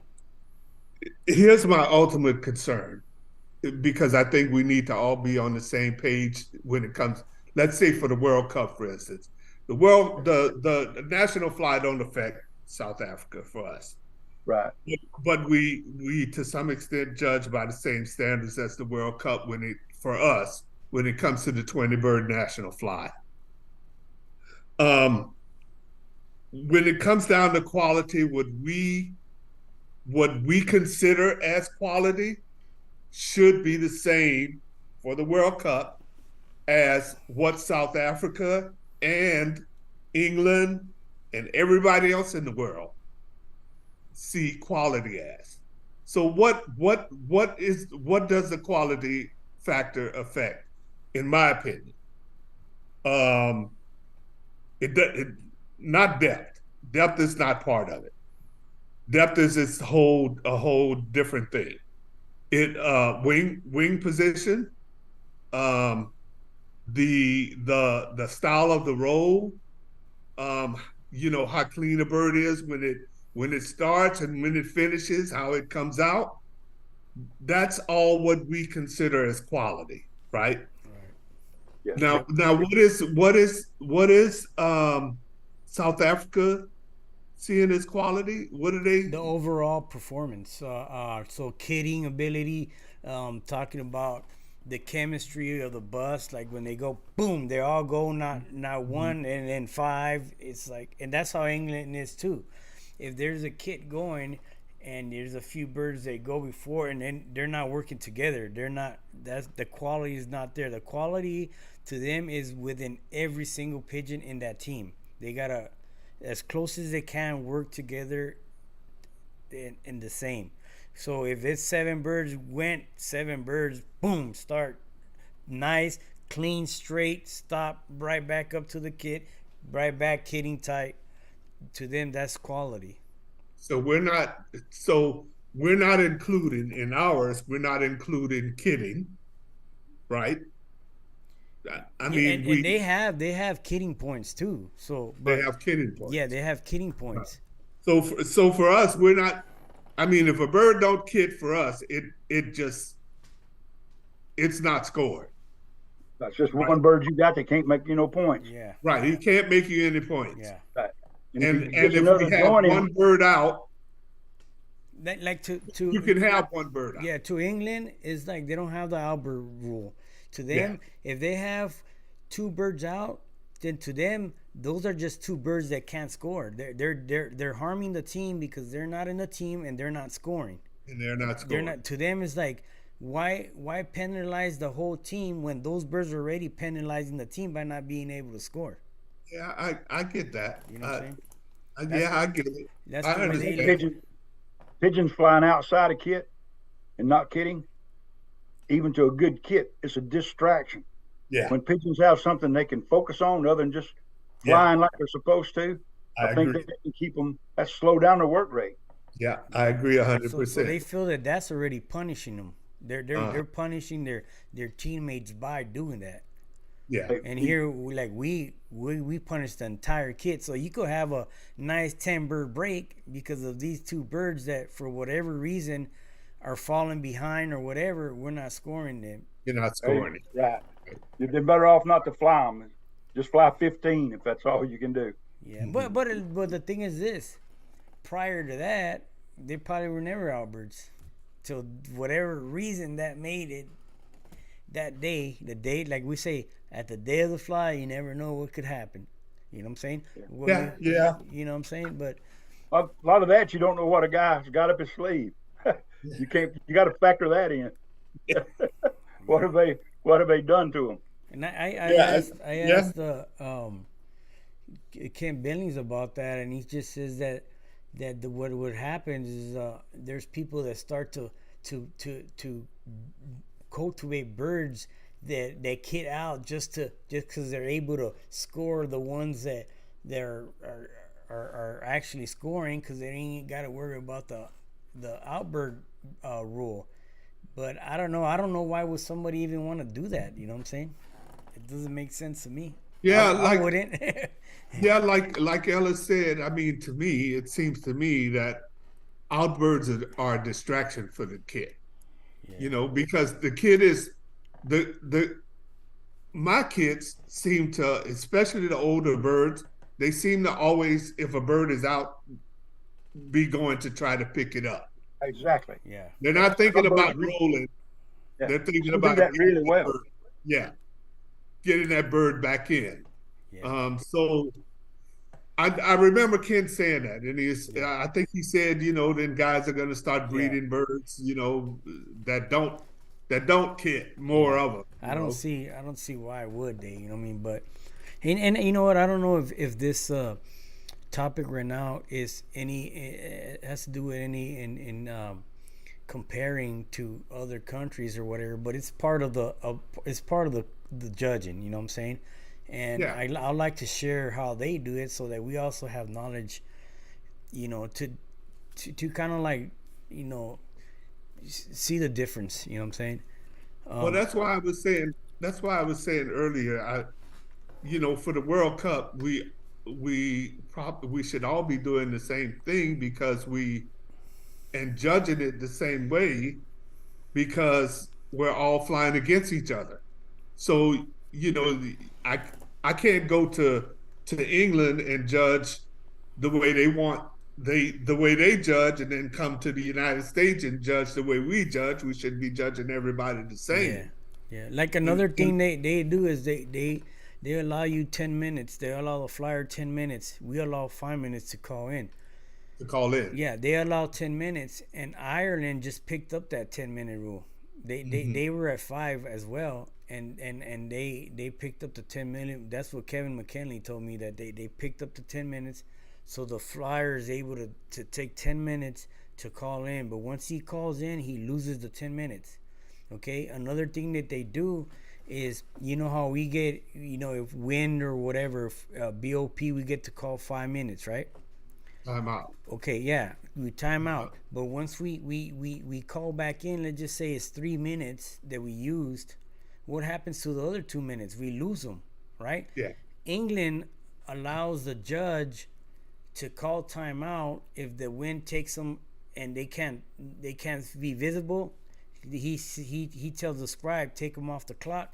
He stops the clock, puts the timer for the timeout, and then once he sees them back, he'll call back in. He puts it. He stops the clock out, starts the time back on, and if he has 5 minutes or 4 minutes left, the judge still has 4 minutes to be able to call him out till he runs out the time. And then once he runs out the time, then it's all about just the actual flag time. You know what I'm saying?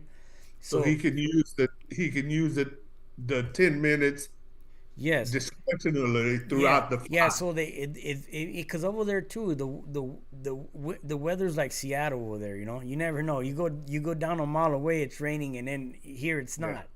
yeah, So yeah.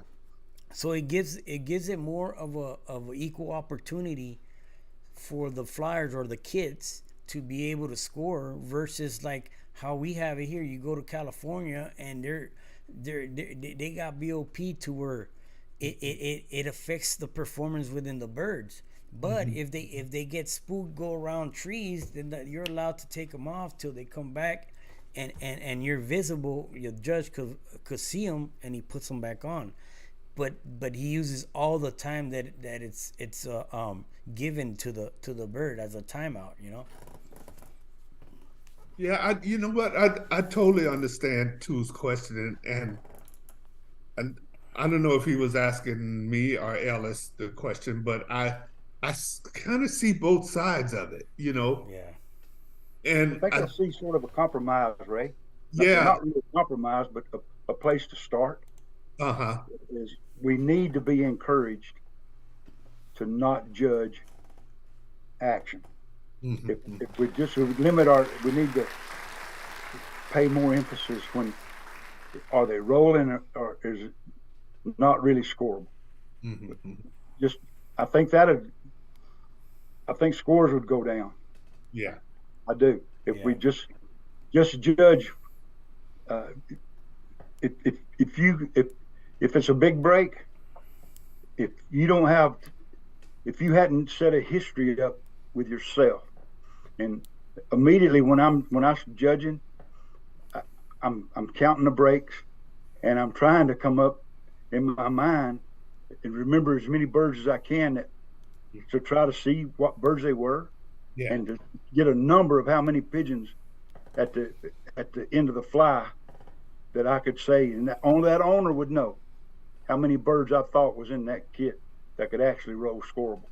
Never roll scoreable, right? Yeah, they could. They even could, because the ones that can score every time, they Hmm. don't roll scoreable every time. Yeah, No, and especially like on a let's just say your kid has an average of 10 feet, and yeah, they have chemistry to your unisons is it's more. You know what I mean? It's bigger hmm, bus, but you know how could you in 10 feet, Ellis? Could you say that you could evaluate every single pigeon that it's actually deep enough? I could do pretty well with it, especially if if if they had enough they got to do a duration of spinning, rolling. hmm, That it's going to be harder to see a, a 10 bird break, short break, and ascertain if every bird was rolling scoreable than it would be if you had four different depths in a break of several. You know, they started at the same time and they wound up different depths. That's to me that's a little easier to see yeah, if you got the start and then you it stretches it out. That I can do better with that, and I can 10 that would roll the same depth. It's harder to see and say yes that was all scoreable. That may be real subjective, but we all got we got ways that we try to crowd up what we're watching hmm, and try to analyze it as quick as we can. I yeah. mean, how many I'm seeing how many's going, how many of that's scoreable, and by the time you're in your third quarter, you got an idea Got a good about idea. Yeah, yeah, and hopefully getting better and more accurate uh, as you continue judging a kit because you gotta if you're calling your scores out, you you can't change you can't change nothing and you shouldn't. You know, you just got to take when you get through. Somebody's going to win this, uh, and if you're the judge, you want to give your best judgment you can on every kit you watch because what you judge is going to be sent forward. mhm, And you may think it's just that flyer that's responsible. You know, it's his pigeons, but in the end, you're going to be involved in that.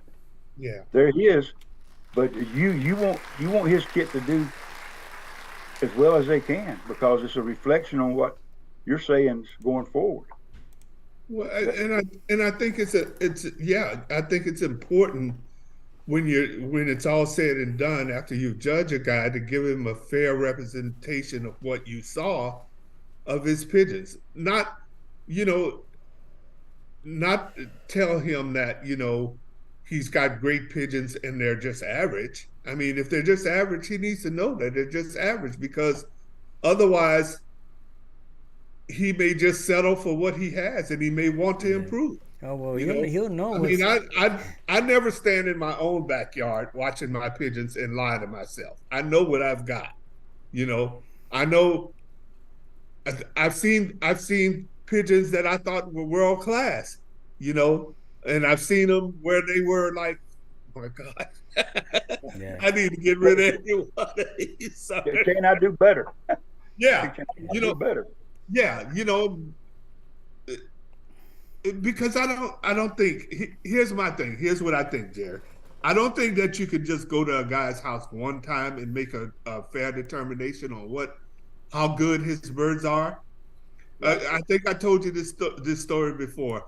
I judged Rick Cheney in them region years ago, and I went to Gary Barris' place to judge him. He flew with those guys 1 week, and then 2 weeks later, I went back there. I can't remember how that all played out, but what I do remember is the first time I went there, I was thinking, man, those pigeons, they were sloppy and they were short, I went back a couple weeks later, the same kit, the same exact kit was way deeper and just clean. I mean, looked like a whole different group of pigeons.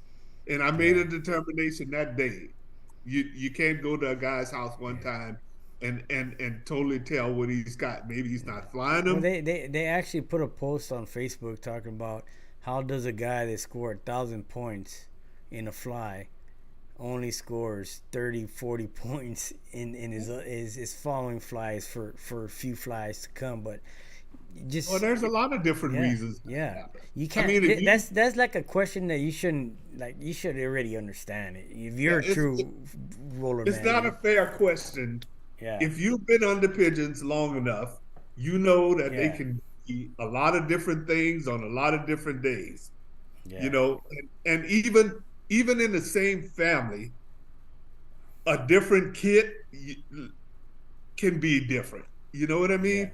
I Like mean, like they may be all from the same birds, but kid number one could be different from yeah, a bit different from number two and different from number three. yeah. I mean, that's just Like that's what, when I scored my 650 right here, Bruce Hall scored me. It was 650. Then that was the prelims, and then so right away I know people are gonna question that, but and then we had Dan Galarza come over here and he scored the finals, and I was at like 350 or three something like that, and I had two outbirds. As a matter of fact, it's right here. He says, nice teamwork. A little more deep would have put him on top.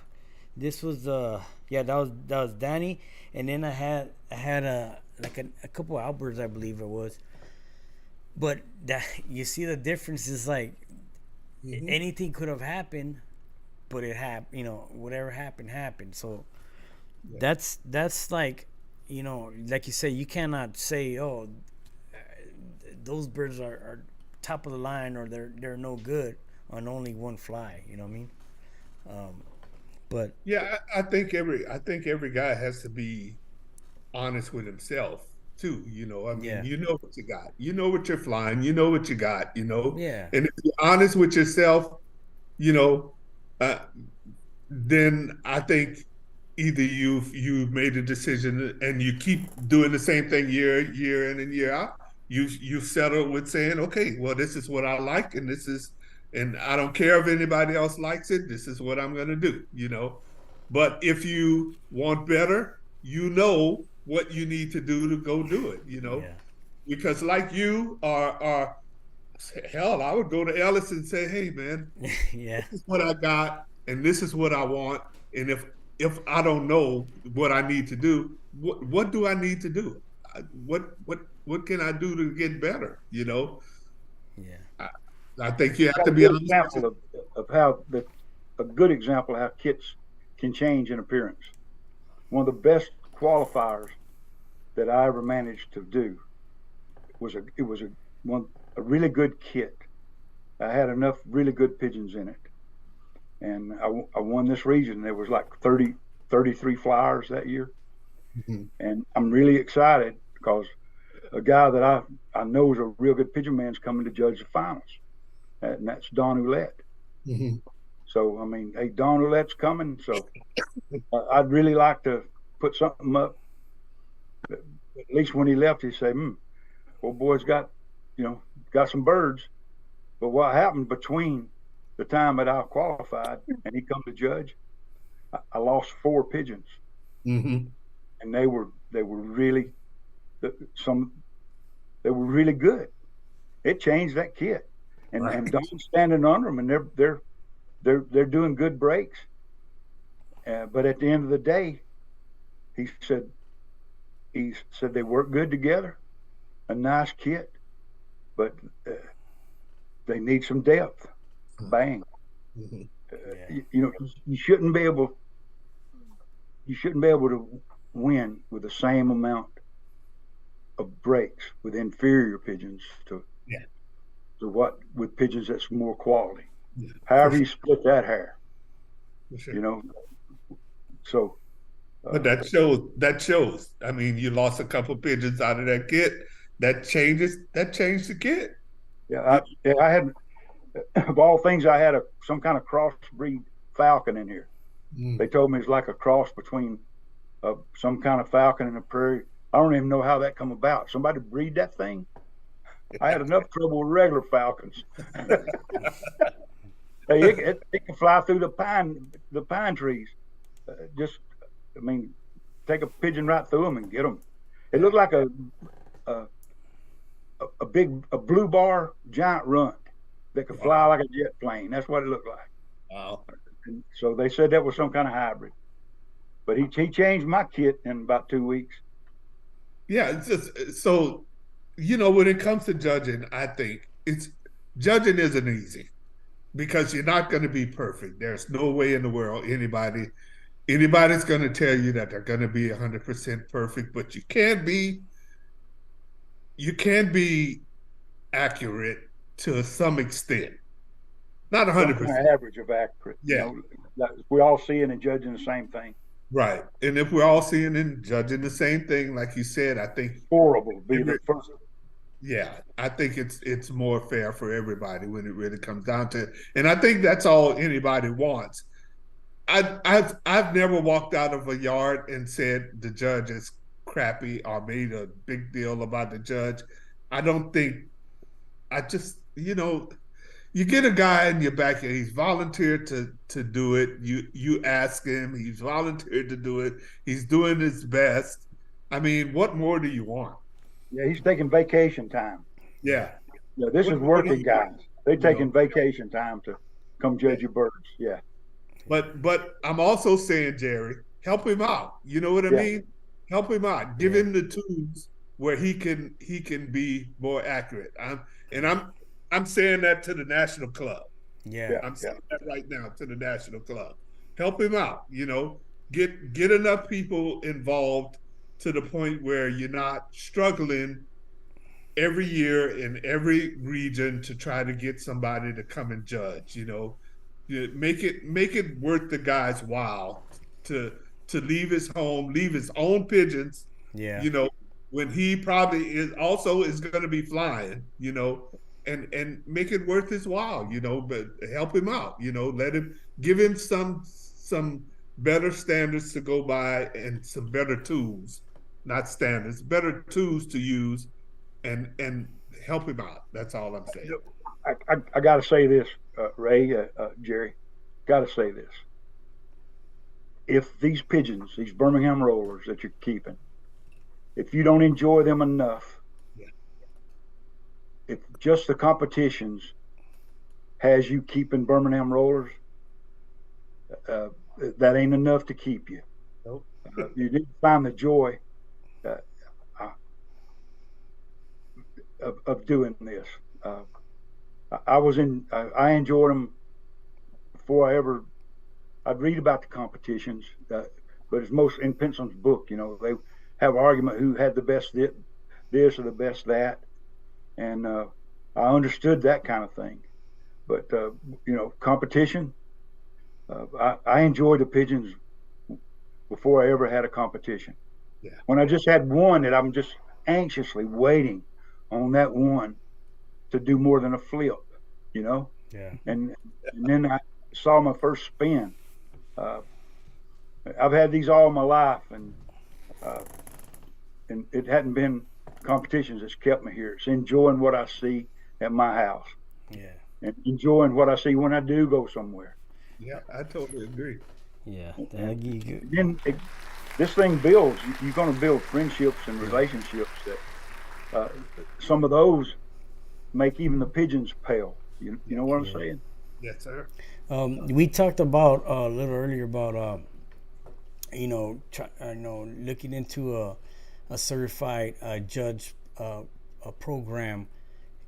We talked about it, but how do you think we could put it together and some ideas? For instance, like I would like to see that to where if it takes like the national club to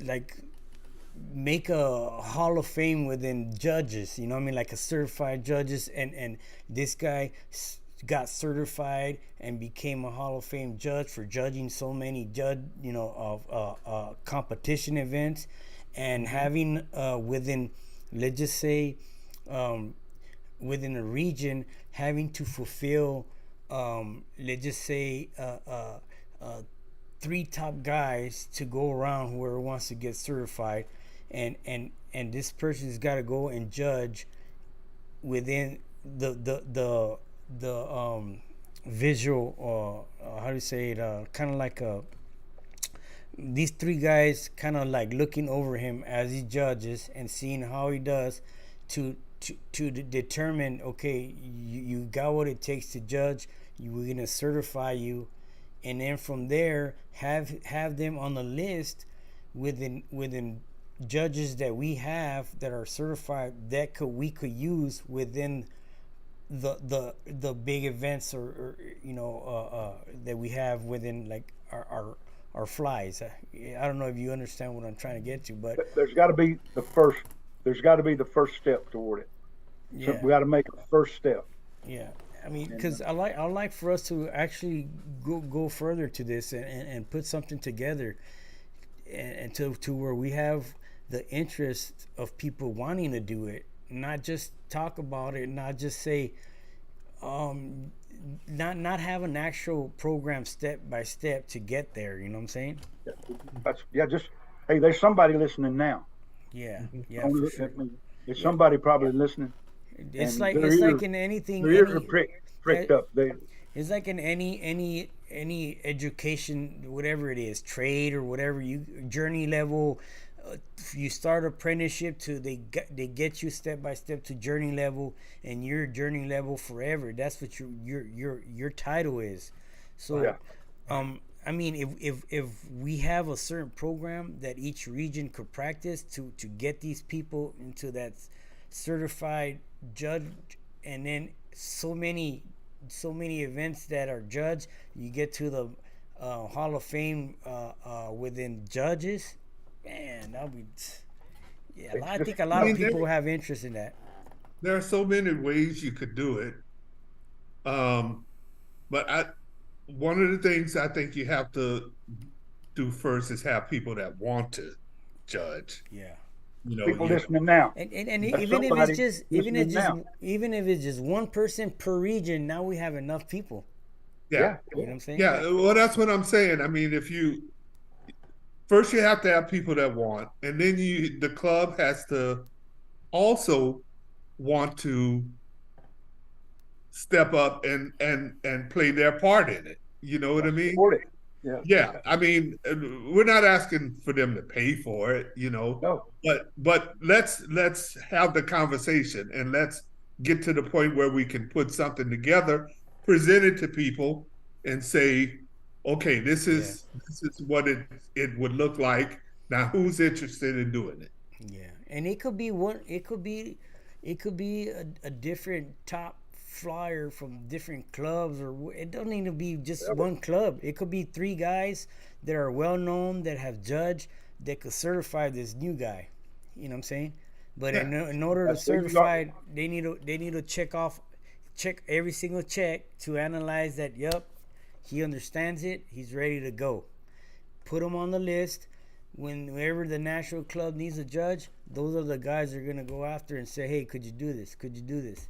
Last resort would be, you know, down the line, someone that hasn't gotten it yet, but is going after it. You know, but but To make it last, easy on our RDs to have, to, yeah, because a lot of times they're trying to find somebody. yeah, yeah, yeah, exactly. Imagine we have a list of certified guys that have earned it. listen, Like Rick Shaney says, what benefit would there be to the guy who jumps through hoops to get certified? You know, yeah, that's what I'm saying. It could be done. Like I'll be interested in that. You know, make yeah. me a certified judge. You know, I'm there. You know what I mean? I Yeah, hear you. whatever it takes. I'm pretty But sure every region has a guy. Just imagine if every region has a certified judge. We got more than enough judges. You know? but Rick is right. Give him some incentive because Yeah, a person has to either take vacation if they're not yeah, retired. They've got to leave their home and family and their own birds yeah, too. And I don't know about you, but me, after being gone for 3 days, I'm like, oh man, I want to go back home yeah, and yeah. see my Oh, birds. yeah, I know. But you know what? These judges we could use for prelim flies for the Yeah, final. sure. Yeah, I mean we'll be set. Like we'll be so much professional on what we expect within the national club that there will be less ifs and buts. Or, you know what I mean? Like Yeah, it'll yeah, be more of the real deal. You know what I'm saying? yeah. And I guess the last thing I'm gonna say about judging is that you know, two brought up the Africa thing and the Yeah, different standard, and you mentioned the different standard in England.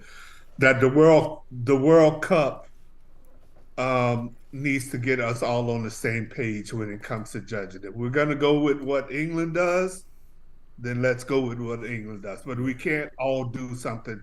We can't all do something different and expect that everybody's going to be happy about it because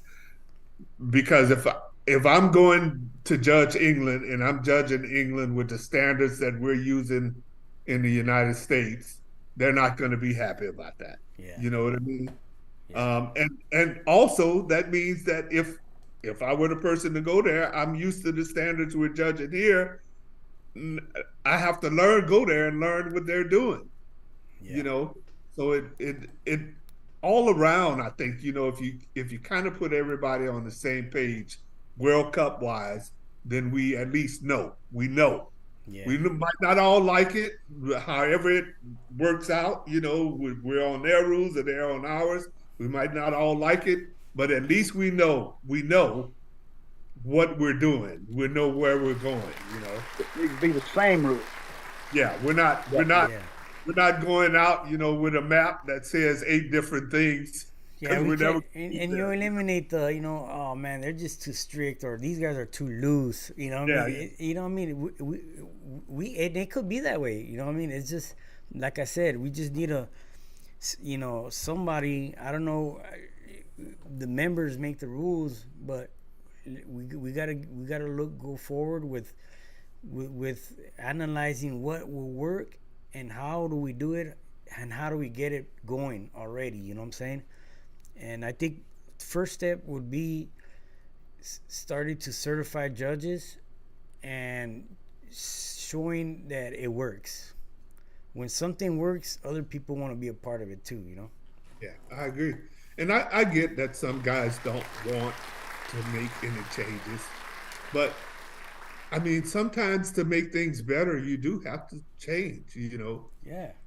even as a person, sometimes, to be a better person, you got to change. So, I mean, that's just the way things are, that's life. So, I think Ellis and Jerry, you guys just have solved all the roller problems in the world now. So, Well, Boy, and you know what? we, Man, as we made more. and and these podcasts for this reason is very important, man. So those of you that are watching, man, tell if you have these guys asking questions.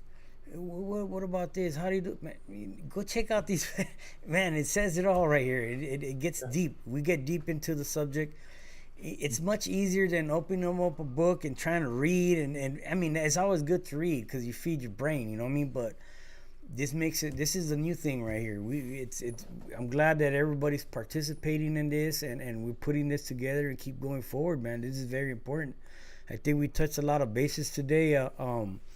Like I said, if there, do you guys have anything else we want to touch today? I'd like to put together, if you could help me out on this, Ray, maybe put together a panel podcast where, I've been thinking like Ellis would be a good candidate. Maybe Tommy Kenny from South Africa. I really enjoyed. Very knowledgeable person. Someone from England, George or Dave Mosley, we could put together a panel and talk about, get more into this subject. And then I also like to put together, let's get into issues that we have within our lives, like illnesses and stuff like that, so that we could have more awareness of that. Because to be honest with you, it could get very expensive for one to to hear somebody say that their birds have this and that, go buy this, go buy that. I mean, it's not trust me, it opened my eyes with what I'm going through here in my life right now. And I think we should touch bases into that and have awareness for everybody within the roller club.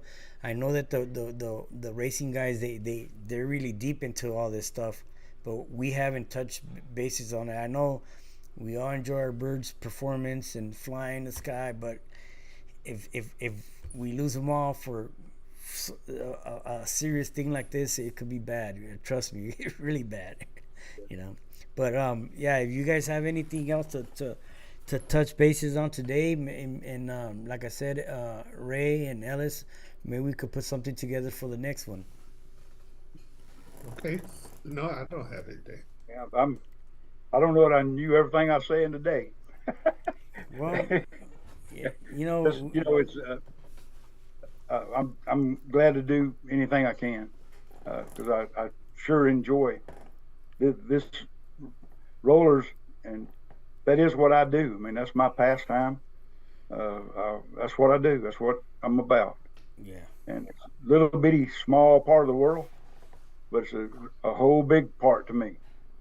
So uh, All right, guys, then we're gonna go ahead and end this podcast today. I wanna thank everybody for joining in, for all the questions you guys had, and just support.